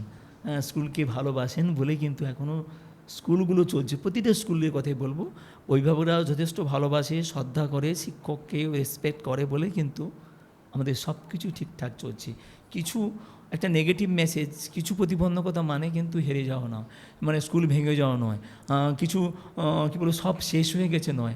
এখন স্কুল মানে বারবার বলবো পজিটিভ বার্তা, মানে হবে, হচ্ছে, মানে হবেই, মানে ওই স্বামীজির কথাই বলবো, শিক্ষালয় মানে সব পজিটিভ, কোনো সবই নেগেটিভ positive। হতেই পারে না। আর মানুষ বেঁচে আছে মানে কি, আশা আছে, আর আশা আছে মানে কি হবে। পজিটিভ, সবাই কিন্তু পজিটিভ নিয়ে বাঁচছি। এমন অবস্থা, আপনি এটাও শুনেছি যে আপনাদের স্কুলে যেটা হয় যে অন্য কোনো স্কুলের ছাত্ররাও চাইলে এসে ক্লাস করতে পারে, এটা কি ঠিক? এবং এই চিন্তা আপনার কারণটা যদি একটু বলেন। আমি একটু বলে নিই, আমাদের একটা ম্যাথামেটিক্স পার্ক বানানো হয়েছে এবং কয়েকদিনের মধ্যেই মহাকাশ পর্যবেক্ষণের জন্য আমরা অবজারভেটরি বানিয়ে ফেলেছি। এর মধ্যে টেলিস্কোপ রেডি হয়ে গেছে। আমরা প্রকৃতির পাঠশালা করার জন্য আমরা অন্যান্য স্কুলের ছাত্রদেরকে আহ্বান জানাই। এই ম্যাথামেটিক্স পার্কে স্টাডি করার জন্য অন্যান্য ছেলেদেরকে, অন্যান্য স্কুল থেকে 10 জন 15 জন করে স্কুলকে ছাত্রদেরকে আহ্বান জানাই। তারা একসঙ্গে থেকে কিভাবে ভাব বিনিময় করে, কেন প্রতিটা স্কুলে তার নিজস্ব পরিবেশ আছে। যদি ভিন্ন ভিন্ন পরিবেশ এসে যদি আমাদের স্কুলে আসে, তাহলে ওই স্কুলের পজিটিভ গুণগুলো আমরা পাবো। কারণ আমাদের স্কুলেও সব কিছু তো ভালো নেই, হ্যাঁ, যে নেগেটিভ গুণগুলো আছে আমরা পাশাপাশি স্কুলের শিক্ষক, পাশাপাশি স্কুলের শিক্ষার্থী, ওই স্কুলের পজিটিভ গুণগুলোকে নিয়ে যদি আমরা আমাদের স্কুলে আনয়ন করতে পারি, তাহলে আমাদের স্কুলের যে কিছু নেগেটিভ চিন্তাধারা আছে, নেগেটিভ গুণগুলো আছে, ওদের সাহায্যে কিন্তু পরিপূর্ণ হবে। এই আশাই কিন্তু শুধু নেগেটিভ না, এখান থেকে পজিটিভে কিছু যাবে। হ্যাঁ, এই আশাই কিন্তু আমরা অন্য স্কুলকে ইনভাইট করি। আমি বলিনি, সরকারি একটা মানে চেষ্টায় প্রায় পাশাপাশি 10টা স্কুল থেকে 10 জন স্টুডেন্ট নিয়ে স্কুল ভিজিট করতে বলা হয়েছিল। সরকারের নির্দেশ ছিল, ডিএমের নির্দেশ ছিল। সেই নির্দেশে কিন্তু পাশাপাশি 10খানা স্কুল থেকে 10 জন করে স্টুডেন্ট এবং শিক্ষকও এসেছিলেন। তারা স্কুল ভিজিট করেছে, তারা পরস্পরে ভাব বিনিময় করেছে। এমনকি একটা টুইনিং প্রোগ্রাম আমাদের স্কুলে হয়েছিল। পাশাপাশি স্কুল ছেলেরা এসে একদিন থেকেছে। আমাদের স্কুলের ছেলেরা ওই স্কুলে গিয়ে একদিন থেকেছে, অন্য স্কুল থেকে এসে আমাদের স্কুলে একদিন থেকেছে, এবং সমস্ত সকাল থেকে সন্ধ্যা 24 ঘন্টা তাদের বিহেভিয়ার স্টাডি করা হয়েছিল। তারা কেমন লাগছে এবং কিভাবে তাদের পরিবেশের ভালো গুণগুলো আমাদের স্কুলকে দিয়ে সম্পৃক্ত করতে পারে, সেই ট্রেনিং প্রোগ্রাম করে 5 দিনের টানা প্রোগ্রাম হয়েছিল। আমরা সারাদিন তাদেরকে রেখে তাদের পজিটিভ গুণগুলোকে নিয়ে, হ্যাঁ, আমরা এখানে সমৃদ্ধ হয়েছিলাম। শুধু তাই নয়, একজন শিক্ষার্থী আরেকজন শিক্ষার্থীকে তার বাড়িতে নিয়ে গিয়ে 2 দিন রেখেছিল। লক্ষ্য কি, আমি খুব আনন্দের বিষয়টা, সরকার থেকে আমরা সমস্ত খরচ সরকার থেকে পেয়েছিলাম। একজন শিক্ষার্থী তার অন্য স্কুলের শিক্ষার্থীকে নিয়ে গিয়ে তার বাড়িতে রেখেছে। তার বাড়িতে রেখে তার বাড়ির পরিবেশ কেমন, সে কিভাবে সকাল থেকে উঠে কিভাবে সে পড়াশোনা করে, কিভাবে সে বাড়িতে তার বাবা মার সঙ্গে আচরণ করে, তার দিদা ঠাকুমা পাড়ার লোকেদের সঙ্গে কিভাবে ইন্টারঅ্যাক্ট করে, সেইটা জানার জন্য তার বাড়িতে গিয়ে একদিন থেকেছে। দেখুন, এগুলো কিন্তু সব পাওনা।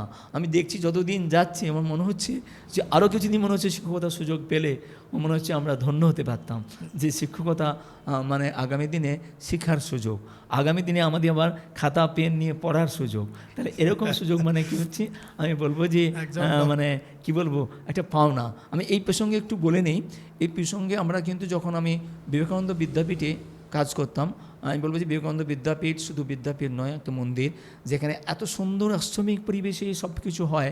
সেখানে থেকে পাশাপাশি 22টা স্কুলে মায়েদের সঙ্গে ছেলেদের একটা সম্পর্ক যে থাকে, সেটাকে এস্টাবলিশ করার জন্য আমরা কিন্তু ওই মাশরুম কাল্টিভেশন এবং ওষুধি গাছের চাষ, মায়েদেরকে দিয়ে চাষ, সেই গাছ দিয়ে ছেলে মেয়েদেরকে কীভাবে রোগকে হতে দেবে না, রোগ হলে ওষুধ খাওয়া, এই গল্পে বিশ্বাসী নয়।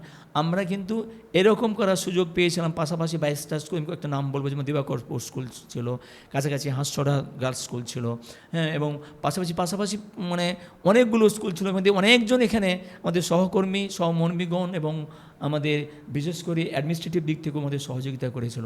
তাহলে এরকম স্কুলে কাজ করেছিলাম বলে এবং কিছু সোশ্যাল অ্যাক্টিভিটি করার সুযোগ পেয়েছিলাম বলে কিন্তু আমি শিক্ষার্থীদেরকে মনের ভাব বোঝার জন্য এবং মোটামুটি কাজ করার জন্য কিন্তু আমি 2015 সালে কিন্তু ন্যাশনাল অ্যাওয়ার্ড পেয়েছিলাম। এই ন্যাশনাল অ্যাওয়ার্ড কিন্তু ছাত্রদের জন্য পাওয়া, এই সমাজের জন্য কাজ করা।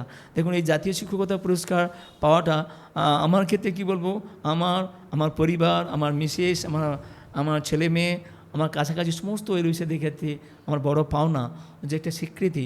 এই দেখুন, যদি ভালো কাজ করি আমার দৃঢ় বিশ্বাস তার জন্য কিন্তু একে ধরা ওকে ধরা আমার মনে হচ্ছে এটা কোনো প্রয়োজন হয় না। যদি আমরা আন্তরিকভাবে সমাজের জন্য, ছাত্রদের জন্য যদি কোনো ভালো কাজ করার চেষ্টা করি, শুভ প্রচেষ্টা সবসময় শুভেচ্ছা দেয়। সেই শুভেচ্ছার বিনিময়ে কিন্তু আমি 2015 সালে জাতীয় শিক্ষকতা পুরস্কার অর্থাৎ ন্যাশনাল অ্যাওয়ার্ড পাওয়ার সুযোগ আর পেয়েছি। স্কুল কী পুরস্কার পেয়েছে যদি আমাদের সঙ্গে একটু শেয়ার করেন। আমাদের স্কুল প্রথমেই হচ্ছে নির্মল বিদ্যালয় পুরস্কার পেয়েছে, তারপরে পেয়েছি বেস্ট পারফর্মিং স্কুল হিসেবে পুরস্কার পেয়েছি রাজ্য থেকে, শিশুমিত্র পুরস্কার পেয়েছি, যামিনী রায় অ্যাপ্রিসিয়েশন একদম। পুরস্কার পেয়েছি। মানে আমাদের রাজ্য সরকার এবং কেন্দ্রীয় সরকার থেকে যে সমস্ত পুরস্কারগুলো মোটামুটি দেয়, সর্বোপরি সবার আন্তরিক প্রয়াসে আমাদের স্কুল অর্জন করতে সক্ষম হয়েছে। এবং এই ডেডিকেশন কিন্তু আমার শুধু একার নয়, সমস্ত স্কুলের আমার সহকর্মীগণেরই ঐকান্তিক প্রয়াস।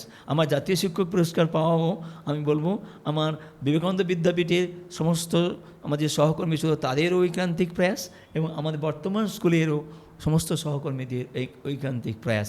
সবার ভালোবাসা ছাড়া এগুলো কখনোই পাওয়া সম্ভব ছিল না।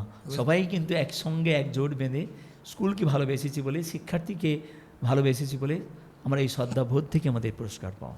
এটা কিন্তু একটা সরকারি স্কুলের গল্পই বলছি, এটা ভাববেন না কোনো প্রাইভেট স্কুল মাসে 15,000 টাকা ফিস এমন কোনো স্কুলের কথা কিন্তু আমরা বলছি না। স্যারের প্রসঙ্গে অনেক শুনলেন, একটু বলি ইন্টারেস্টিং আরও রয়েছে। লকডাউনের পরে যখন 1-1.5 বছর শিক্ষা প্রতিষ্ঠা প্রতিটি স্কুল বন্ধ, পড়াশোনা বন্ধ, সে সময়ও পড়া হয়েছে। জানেন কীভাবে? শুনে নিন স্যার কাছে। স্যার একটু লকডাউনের গল্পটা যদি আমাদের একটু বলেন। লকডাউনের জাস্ট গভর্নমেন্ট থেকে যখন জাস্ট খুলে দেওয়া হলো, তারপরে আপনাদের তো শিক্ষা প্রতিষ্ঠান চালিয়েছিলেন, সেই যে পদ্ধতি, সেই কৌশল যদি একটু আমাদের সঙ্গে একটু শেয়ার করেন। আচ্ছা, লকডাউন আমাদেরকে এখনও কিন্তু সবারই মন থেকে উঠে যায়নি। সে এক কী বলবো, চরম বিভীষিকা বলবো, আমাদের কাছে একটা কালো অধ্যায় বলবো, যেখানে কত লোক মারা গেছে, কত শিক্ষার্থী তাদের স্বপ্নগুলোকে মেরে ফেলেছে। আমরা ঘর থেকে বেরোতে পারিনি, শিক্ষার্থীরা তাদের খেলার সাথী পায়নি, সেই সুযোগে তারা ডিপ্রেশনে চলে যাচ্ছে। আমরা সেই রকম সময়ে আমাদের যে সহকর্মীগণ, আমাদের স্যার ম্যাডামদের একটা প্রচেষ্টা ছিল, আমরা পাড়ায় পাড়ায় স্কুল করা, পাড়ায় পাড়ায় আমরা চেষ্টা চালিয়েছিলাম। বিশেষ করে আমরা হরি মন্দিরকে বেছে নিয়েছিলাম, এবং বিশেষ করে যে সমস্ত লোকেদের বাড়িতে বড় দাওয়া বা মাঠ আছে, সেখানে আমরা ওদের বাড়ির কাছাকাছি ত্রিপল বা পলিথিন ওই রকম নিয়ে আমরা সোশ্যাল ডিস্টেন্স মেনে ওই পাড়ার ছেলে অন্য পাড়াতে যাবে না, ওই পাড়াতে ধরুন 100 জন ছেলে, এর কাছাকাছি এরকম 100-150 এরকম নিয়ে সোশ্যাল ডিস্টেন্স মেনে আমরা সাইকেল করে গিয়ে ওইখানে ওদের ডিপ্রেশন থেকে ফিরিয়ে আনার জন্য, ওদের দেখুন ওরা সঙ্গ বন্ধু পাচ্ছে না, দেখুন 1 ঘন্টা পড়ালে তো অনেক কিছু পড়িয়ে দিতে পারবো না, কিন্তু একসঙ্গে পরস্পরে যে দেখা হলো, একসঙ্গে পরস্পরের সঙ্গে যে কথা বললো, তারা একদিনে স্কুল করা ওই সময়ে যেহেতু দীর্ঘদিন স্কুল বন্ধ, 1 বছরে মেডিসিন পেয়ে গেল। আমরা যেমন অ্যান্টিবায়োটিক বলি যে একটা রোগের জন্য অ্যান্টিবায়োটিক চার্জ করা, আমরা পাড়ায় পাড়ায় যখন স্কুল শুরু করি, কিভাবে গার্জেনরা সহায়তা করেছে আমি এখনও সেই অনুভূতি ভুলতে পারিনি। তারা চাঁটাই ব্যবস্থা করে দিয়েছে, খাওয়ার জল ব্যবস্থা করে দিয়েছে, তারপরে কিন্তু সবাইকে আমরা স্কুল থেকে চকলেটের ব্যবস্থা করেছি, তারা কিন্তু মিনিমামটুকু টিচারদের জন্য ছোট্ট টিফিনের ব্যবস্থা করেছে, ওই শিক্ষার্থীদের জন্য ছোট্ট কিছু ব্যবস্থা করেছে, এবং শিক্ষার্থীরা সবাই মিলে ওই পাড়াতে এসছে, এবং আমরা ভাগ করেছিলাম ওই পাড়াতে যে শিক্ষক বাস করেন তিনি সাইকেল নিয়ে চলে যাবেন, ওখানে অ্যারেঞ্জ করবেন, সেভাবে একটা লেসন পড়ানো হবে। আমাদের ছিল কি 3টে সাবজেক্ট আমরা করতাম, একটা সোশ্যাল সায়েন্স, কেন তাদের সোশ্যাল বিহেভিয়ার তৈরি হবে, আর বিজ্ঞান, তার বিজ্ঞান অনুসন্ধিষ্ট মন তৈরি হবে, আর ল্যাঙ্গুয়েজ, আর যেটার মধ্যে ভাষার দখলটা তৈরি হবে। কেন তখন 5-6-এর ছেলেরা মাত্র প্রাইমারি স্কুলে তারা 2 এসে পড়ে বন্ধ করে দিয়েছে, তাদের আর পড়ার সুযোগ নেই, টিউশনিতে সে এককভাবে পড়ছে, প্রাইভেট টিউশনও বন্ধ হয়ে গেছে। সেই ক্ষেত্রে কিন্তু আমি বলবো ঈশ্বরের অশেষ করুণা বলে সম্ভব হয়েছে, আমাদের কারো করোনা হয়নি। আমরা কিন্তু ঈশ্বরকে ধন্যবাদ জানাবো, আমরা এই প্রয়াস করতে সক্ষম হয়েছি। এই পাশাপাশি এই পাড়ার সমস্ত স্যারেরা কিন্তু আন্তরিকভাবে সহযোগিতা করেছেন না, দেখুন, এবং একদিন নয় বেশ কয়েকদিন ধরে স্কুল চলেছে। হ্যাঁ, আমরা খুব অভিভূত হয়েছি যে গার্জেনরা ভালোবাসলে একটা স্কুল কোন জায়গাতে পৌঁছতে পারে। সুতরাং গার্জেনদের কোনো নেগেটিভ নয়, তা যদি আমরা একটু বোঝাই, একটু ভালোবাসা, আমার মনে হচ্ছে গার্জেনরাও সব ব্যাপারে আমাদেরকে শেয়ার করবে, কারণ তাদের তো ছেলে মেয়ে স্কুলে আসছে আর স্কুল তো তাদেরই। আর আমরা তো কী বলবো, আমরা স্কুলে কাজ করতে গেছি, আমরা কর্মচারী বিশেষ, কিন্তু তাদের যে ঐকান্তিক প্রয়াস এটাকে আমাদের পাথেয় রেখে কিন্তু আমরা করতে সক্ষম হয়েছি। এবং সেই জন্য কিন্তু আমাদের ডিএম সাহেব দেখেছিলেন যে আমরা কিভাবে এই কৌশলটা অবলম্বন করে অন্য কিছুভাবে ছড়িয়ে দেওয়া যায় কিনা। তাহলে আমাদেরকে আমাদের স্কুলকে ডেকেছিল, আমরা সেই চিন্তাভাবনা বলেছিলাম, সেভাবে কিন্তু পরবর্তীকালে পাড়ায় পাড়ায় স্কুল শুরু হয়েছিল। তারপরে আস্তে আস্তে করে স্কুল খুলে দেয় লকডাউন পিরিয়ডটা শেষ হওয়ার ফলে। দেখুন, লকডাউনে যখন প্রতিটি মানুষের থেকে দূরত্ব বজায় রাখতো, স্যার বলছে না যে আমার স্কুলের যা কিছুই সবই আমার সহকর্মীদের সহযোগিতা। সত্যি সেই সময় একজন শিক্ষক যিনি ভালো টাকা বেতন পান, পরিষ্কার কথা, সেখানে উনি ওনার কোনোরকম ঝুঁকি থেকে সরে আসেন যে লকডাউন হচ্ছে, আমার করোনা হতে পারে, আমি পরবর্তীকালে না থাকতে পারি, এসব ভয়কে সরিয়ে একজন চাকরিজীবী মানুষও পৌঁছে গেছেন সাধারণ মানুষের কাছে। বুঝতে পারছেন? এটাকে একদম কি বলবেন, আপনারা একটু মেসেজ করে জানাবেন আমাদেরকে প্লিজ, যে এই চিন্তাভাবনাটাকে আপনারা কেমন দেখেছেন এবং পরবর্তীকালে যদি ইনকেস কোনোদিনও আসে এই ধরনের চিন্তাভাবনাকে এগিয়ে নিয়ে যাওয়া উচিত কিনা সেটাও আমাদের একটু জানাবেন। তো সেই ক্ষেত্রে স্যার, আপনার যে যখন সহকর্মীদের আপনি ডাকলেন যে এরকম একটা চিন্তাভাবনা করছি বা সবাই মিলে করব, ওনারা কতটা সাপোর্ট করেছিলেন, না কেউ কেউ বাধা দিয়েছিলেন? হ্যাঁ, আমরা বলে নিই, যেহেতু আমাদের কাছাকাছি স্যারেরা থাকেন, দূরবর্তী স্যারেদের আন্তরিক প্রয়াস থাকলেও যেহেতু গাড়ি ঘোড়া চলছে না, হ্যাঁ মানে হ্যাঁ, দু চারজন আসার সুযোগ পায়নি, তাদের আন্তরিক প্রয়াস ছিল, আসার সুযোগ পায়নি যেহেতু গাড়ি ঘোড়া বন্ধ। হ্যাঁ, সব কিন্তু কাছাকাছি কোনো স্যার ম্যাডামদেরই এটা আন্তরিক প্রয়াস যে পাড়ায় পাড়ায় হলে শিক্ষার্থীদের আমরা কোমা থেকে তুলে আনতে পারবো। তারা ডিপ্রেশনে চলে যাচ্ছিলো, তারা কি বলবো, তারা একটু খাদ্য পাচ্ছে না। দেখুন, মনে আমাদের যেমন বাঁচতে গেলে খাদ্য চাই, আর মনকে সুস্থ রাখতে গেলে পুষ্টি চাই। আর মনের পুষ্টির জন্য কিন্তু পারস্পরের যে তার যে সহপাঠীরা আছে, তারা যদি একসঙ্গে থাকে, তারাও যদি পাশাপাশি বসে তারা কি করছে, তা দেখুন ওই একদিনে কথা বললে কিন্তু ওই অ্যান্টিবায়োটিক ডোজ হয়ে গেল, আবার 10 দিন নাও স্কুল হলেও চলবে। কিন্তু সেই স্যারেরা সহযোগিতা করতে পেরেছে বলে আমাদের পক্ষে সম্ভব হয়েছে। এখনও বলছি, আমাদের ক্লাস থেকে শুরু করে সমস্ত কিন্তু সব স্যারেরা খুব আন্তরিকভাবে প্রয়াস করে। হ্যাঁ, আমি মানে কি বলবো, যে আমি যে প্রধান শিক্ষক হিসেবে কাজ করছি, আমাকে বিশেষ কিছু করতেও হয় না। হ্যাঁ, মানে আমি কি বলবো, খুব লাকি যে স্কুলের ওনারাই সর্বেসর্বা সব ব্যাপারে। আমি শুধু কি নাম সাক্ষী, আমি কাজ করছি। মানে আমি বলবো কি, আমি ঈশ্বরকে শুধু ধন্যবাদ জানাবো, আমি এরকম ভালো সহকর্মীদেরকে পেয়েছি। প্রত্যেকের সাহায্য ছাড়া কখনোই ভালো কিছু করা সম্ভব নয়, সে আপনি যতই প্রচেষ্টা করুন। কিন্তু প্রচেষ্টার জন্য একজন মানুষের প্রয়োজন। অবশ্যই হয়তো ওনাদের স্কুলে কেউ না কেউ আছেন, হয় স্যার আছেন বা কেউ আছেন, আমি জানি না, কিন্তু স্কুলটা একটা ভালো প্রতিষ্ঠান হিসেবে গড়ে তোলার জন্য যা যা করা প্রয়োজন সবই এই স্কুলে আপনি পাবেন।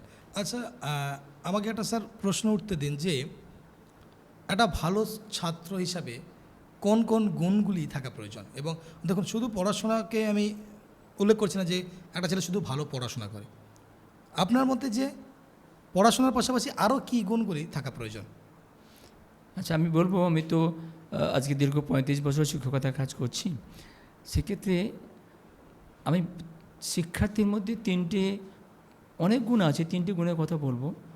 প্রথমত, সে পরিশ্রমী হবে। দ্বিতীয়ত, সে স্বপ্ন দেখবে, তার ইচ্ছা শক্তি থাকবে। তৃতীয়ত, যেটি না থাকলে সে কখনোই বড় হতে পারবে না, ওই শ্রদ্ধাবান লভতে জ্ঞানম, অর্থাৎ শ্রদ্ধাবোধ। এই 3টে জিনিস যদি একজন শিক্ষার্থীর মধ্যে থাকে, আমি বলবো তাকে কোনো প্রতিবন্ধকতাই, কোনোই প্রতিকূল পরিবেশ তার পথ আটকাতে পারবে না। সে কিন্তু তত্তর করে সিঁড়ি বেয়ে তার ইচ্ছাশক্তিকে প্রকাশ করার জন্য তার পরিশ্রম দিয়ে, শ্রদ্ধাবোধ দিয়ে সে এগিয়ে যাবে।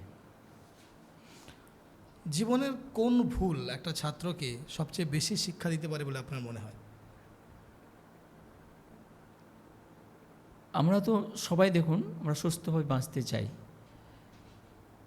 যদি শিক্ষার্থী হোক, আমরা হই, সবার মধ্যে যদি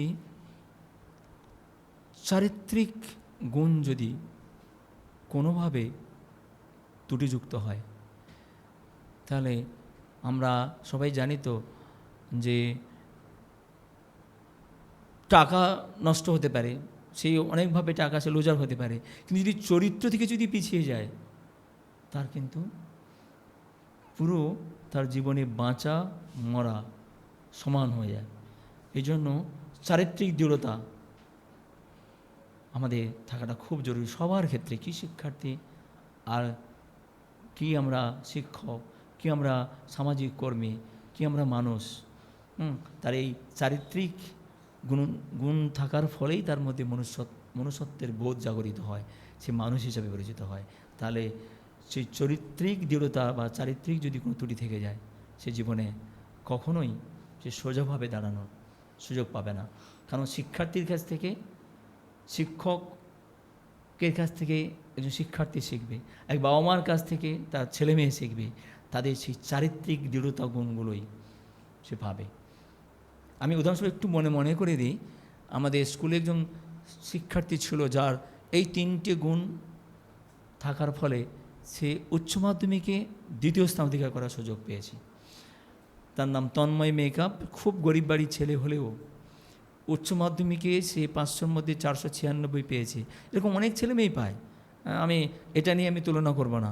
কিন্তু এই ছেলেটি, আমরা যতদিন বাঁচব আমাদের হৃদয়ে সর্বদাই ওর মুখ বা ওর নাম বা ওর চারিত্রিক গুণগুলো আমাদের হৃদয়ে লেখা থাকবে।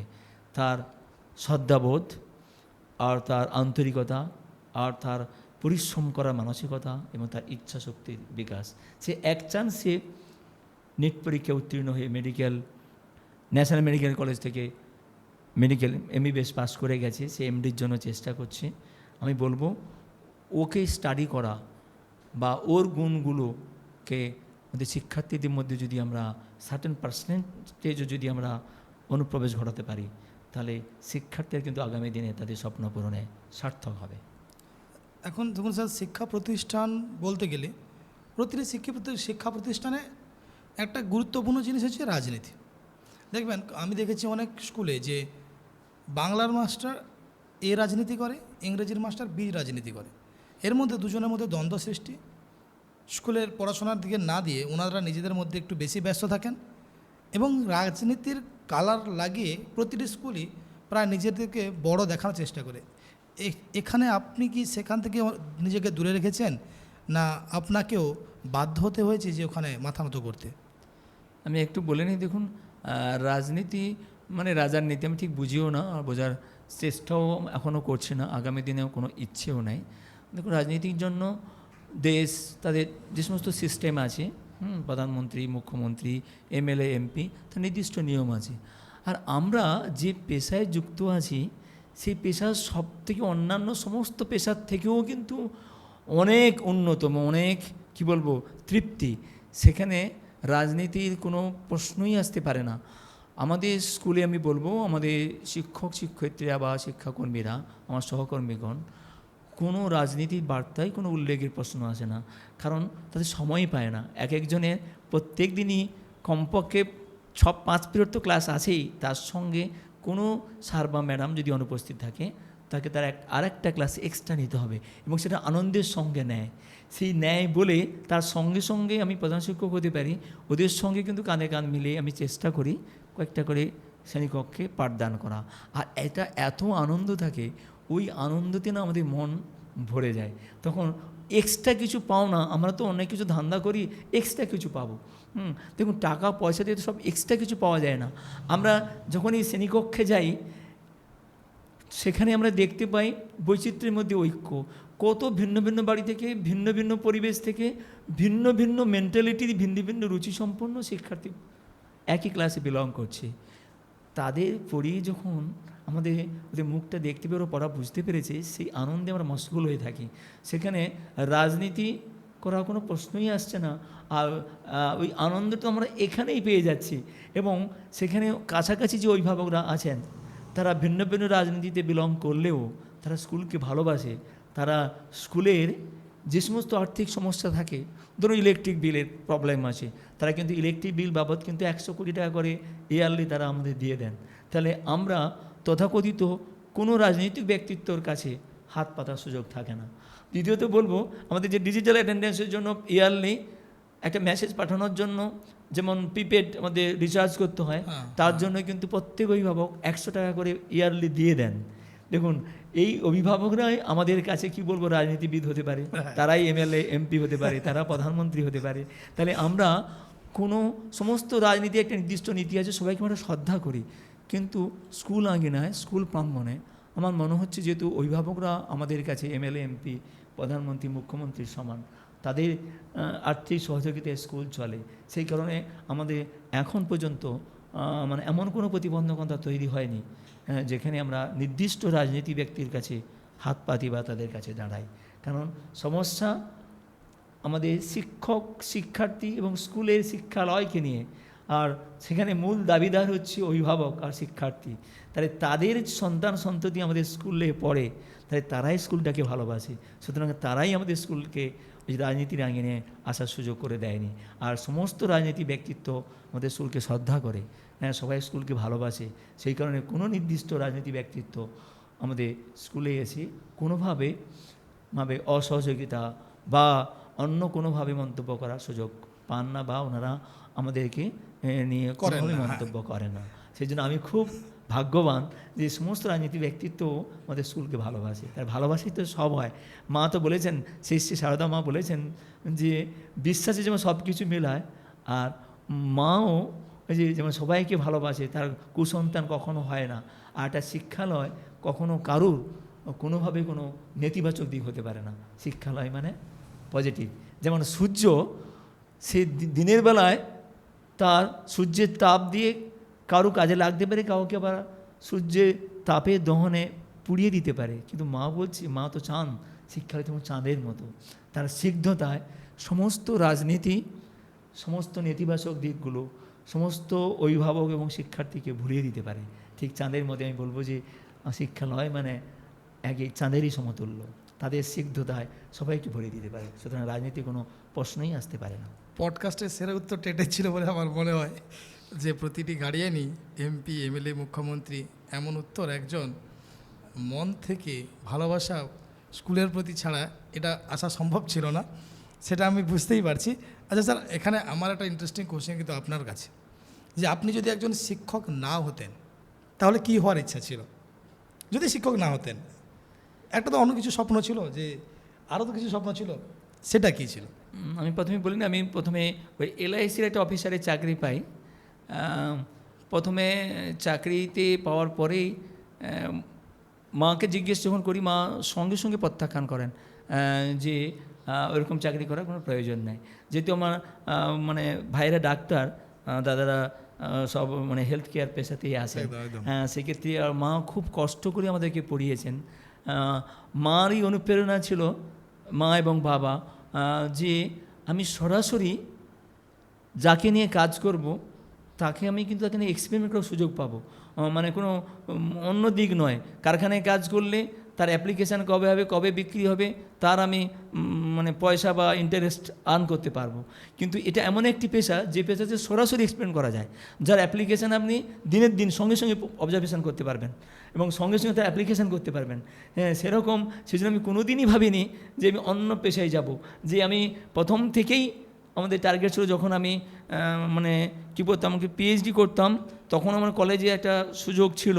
তখন আমি কিন্তু কলেজের থেকেও আমি ভেবেছিলাম যে একমাত্র শ্রদ্ধা বোধ যদি জাগ্রত করতে হয়, শ্রদ্ধা যদি পেতে হয়, একমাত্র শিক্ষালয়ই পরিপূর্ণ করে দিতে পারে। কেন সরাসরি কন্ট্যাক্টে আসা যায় স্কুলে।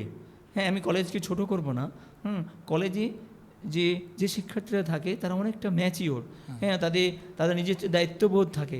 কিন্তু ছোট্ট ছোট্ট শিক্ষার্থী, মানে যখন রসগোল্লা বানানো হয় তার সঙ্গে কিন্তু ছানার সঙ্গে যে কতটা ময়দা বা সুজি ভেজাল দেওয়া হবে কারিগরি ঠিক করে দেয়। ঠিক সেরকম আমরা শিক্ষক কাদেরকে পেয়েছি, এরকম ছানার চালা পেয়েছি বা কাদার চালা পেয়েছি। আমি কী মূর্তি গড়ব সেটা সম্পূর্ণ ডিপেন্ড করছে আমার উপর, মানে শিক্ষকতার উপরে। সেক্ষেত্রে কি পারসেপশান, কনসেপশান সব কিন্তু দিয়ে একজন শিক্ষার্থীকে গড়া যায়। সেই কারণে কোনো দিনই আমি ভাবতে পারিনি যে অন্য পেশায় যাব।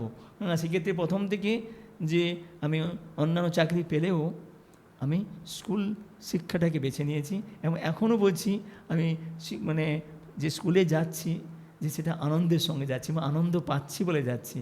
আগামী দিনগুলোও ঈশ্বরের কাছে প্রার্থনা করব, ঈশ্বর যেন আমাদেরকে সুযোগ করে দেয় শিক্ষার্থীকে ভালোবাসা, শিক্ষার্থীকে পাশে পাওয়া।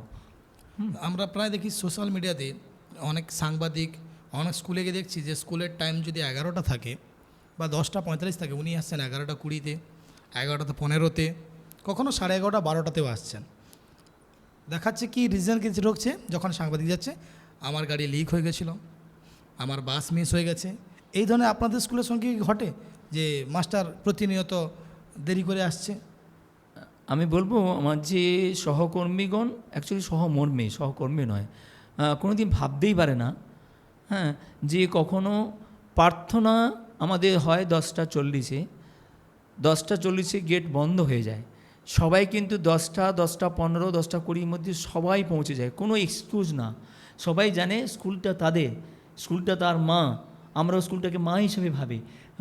লিক হওয়া বা কোনো কাজে দেরি হয়ে যাওয়া কোনোভাবেই না, সে দরকার হলে তারা অ্যাডভান্স আগে পৌঁছে যায়। কারণ প্রার্থনাটা যে আমাদের হয়, প্রথমে শুরু হয় অসত মা সদ্গময় মন্ত্র দিয়ে, তারপরে জাতীয় সঙ্গীত, তারপরে প্রত্যেক টিচারকে ডিউটি থাকে যে একটা বাণী লেখা এবং বাণী পাঠ করা এবং পজিটিভ খবর পরিবেশন করা। কেন আজকের দিন কেমন যাবে, একজন শিক্ষার্থীকে পজিটিভ কিছু মেসেজ দেওয়ার জন্য তারা খবর পেপার থেকে হোক, নিজের মন থেকে হোক, কিছু পজিটিভ খবর তাদের লিখে দিতে হয়, শিক্ষার্থীরা সেটা পাঠ করে।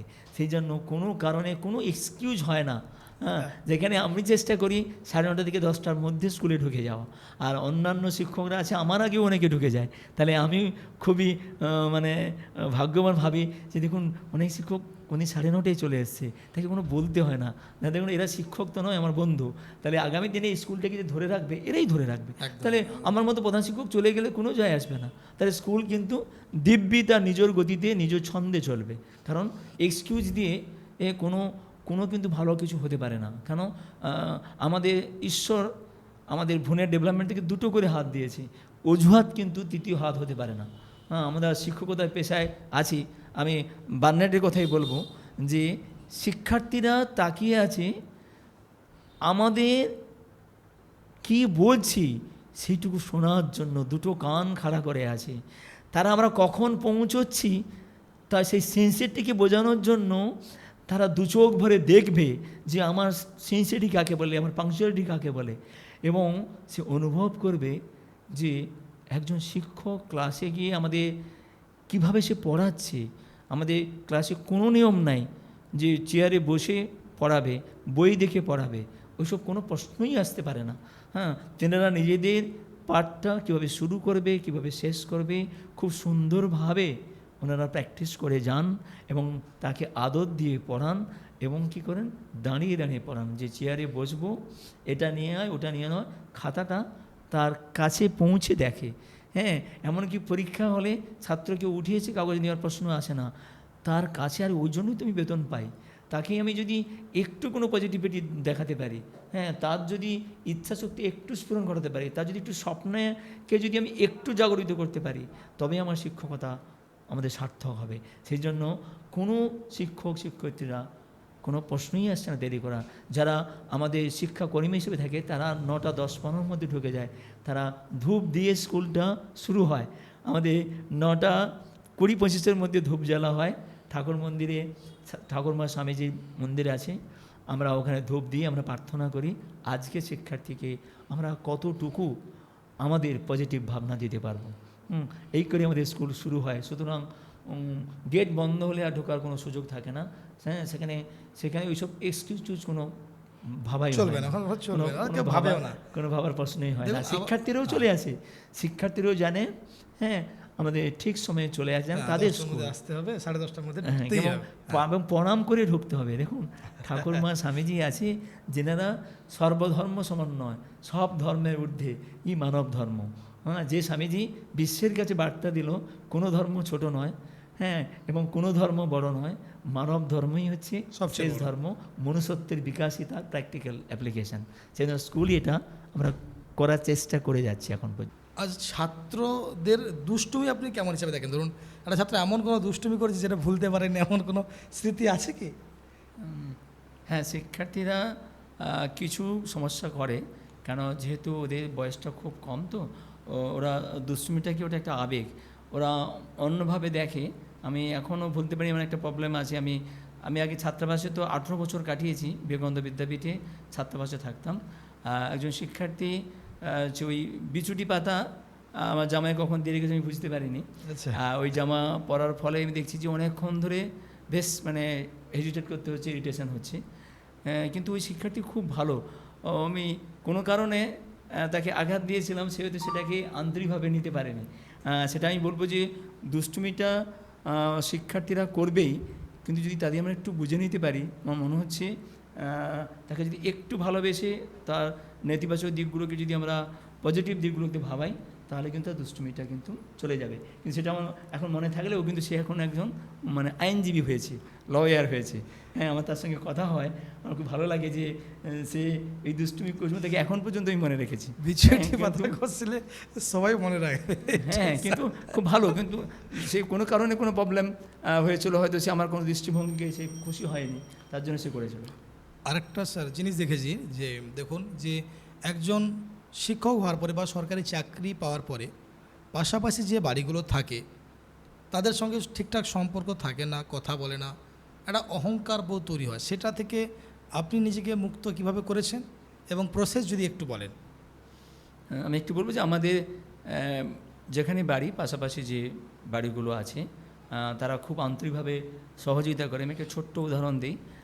আমাদের তখন সাবমার্শাল মাত্র প্রথম এসছে, মানে তখন জল তো অনেক দূরে দূরে আনতে যেতে হতো। আমি দেখলাম যে এই সাবমার্শালটা যদি আমার বাড়িতে করি, পাশাপাশি গ্রামের লোকেরাও উপকৃত হবে। সেক্ষেত্রে ওই পাশের লোকেরা আমাদের সাবমার্শাল চালিয়ে আমার ট্যাঙ্কটা জল ভর্তি করতো, তারা জলটা নিয়ে যেত। আমি বললাম আমাদের টার্গেট ছিল যে আমি ট্যাঙ্কটা নিজে সুইচ অন করেই ভর্তি করবো। যদি আমি স্কুলে চলে যেতাম সেক্ষেত্রে ওরা অন করে ভর্তি করতো, বিনিময়ে ওরা জলটাও নিয়ে যেত। তারা দেখুন পাশাপাশি আমাদের পাড়ার লোকেরা খুব ভালোবাসে।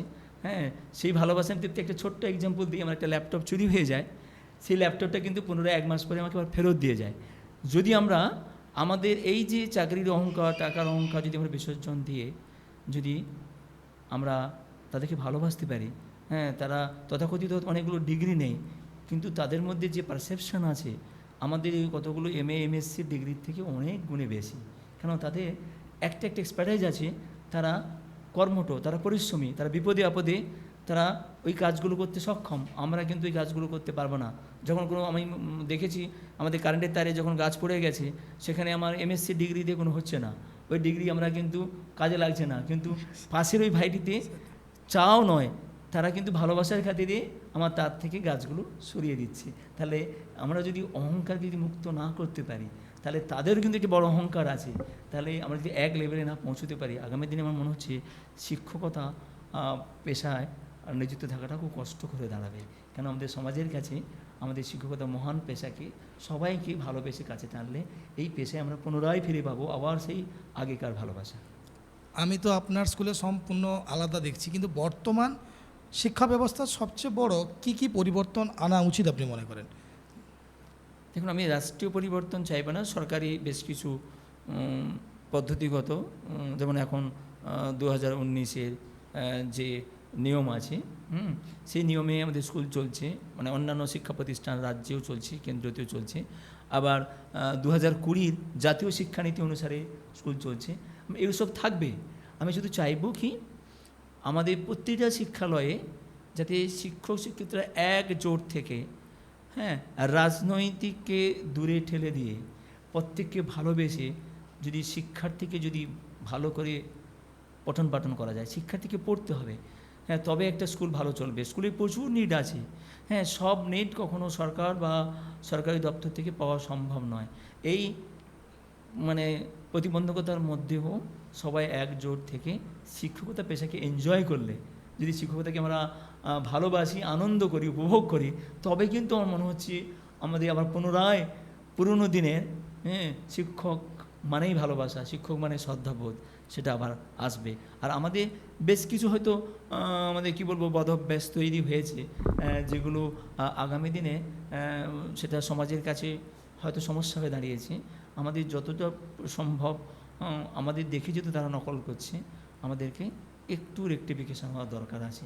হ্যাঁ, সব ব্যাপারে নেতিবাচক দিক থেকে, অভ্যেস থেকে, পাংচুয়ালিটি থেকে, সিনসিয়ারিটি থেকে, সব দিক থেকে যদি আমরা কিছুটা নিজেদের পরিবর্তন করি, আমরা নিজেরা পরিবর্তিত হই, হ্যাঁ, তাহলে কিন্তু জাতীয় পরিবর্তন, রাষ্ট্রীয় পরিবর্তন, তারপরে সামাজিক পরিবর্তন, ওগুলো আমাদের পক্ষে তো সম্ভব নয়। তাই আমাদের নিজেদের পরিবর্তন হওয়াটা খুব জরুরি।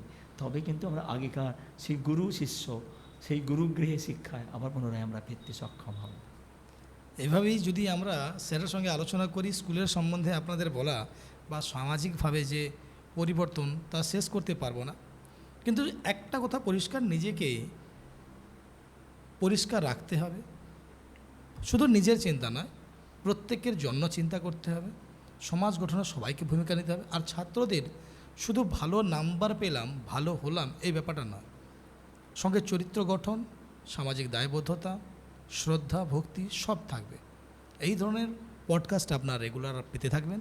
যদি কোনো প্রশ্ন থাকে অবশ্যই আপনারা কমেন্ট বক্সে কমেন্ট করে জানাবেন, আমরা অবশ্যই আপনাদেরকে যথাযথ উত্তর দেব। এবং স্যারের যে এই পদ্ধতি আপনাদের কেমন লাগলো, এই যে লকডাউন বলুন বা ছাত্রদের প্রতি যে স্নেহ ভালোবাসা, এই যে সম্পর্ক কেমন লাগলো আমাদের অবশ্যই কমেন্ট বক্সে কিন্তু জানাবেন। আর প্রতিটি মানুষের কাছে এই ভিডিওটা শেয়ার করে দেবেন, যাতে প্রতিটি স্কুল প্রতিষ্ঠান এই ভিডিওটা দেখে, তাদেরও এই প্রকল্প বা এই উদ্যোগ নেওয়া উচিত। যদি আপনারা মনে করেন অবশ্যই শেয়ার করবেন। দেখা হচ্ছে স্বপ্নের শুরুর আরও একটি পরবর্তীকালে নতুন কোনো ভিডিও নিয়ে। নমস্কার, ধন্যবাদ।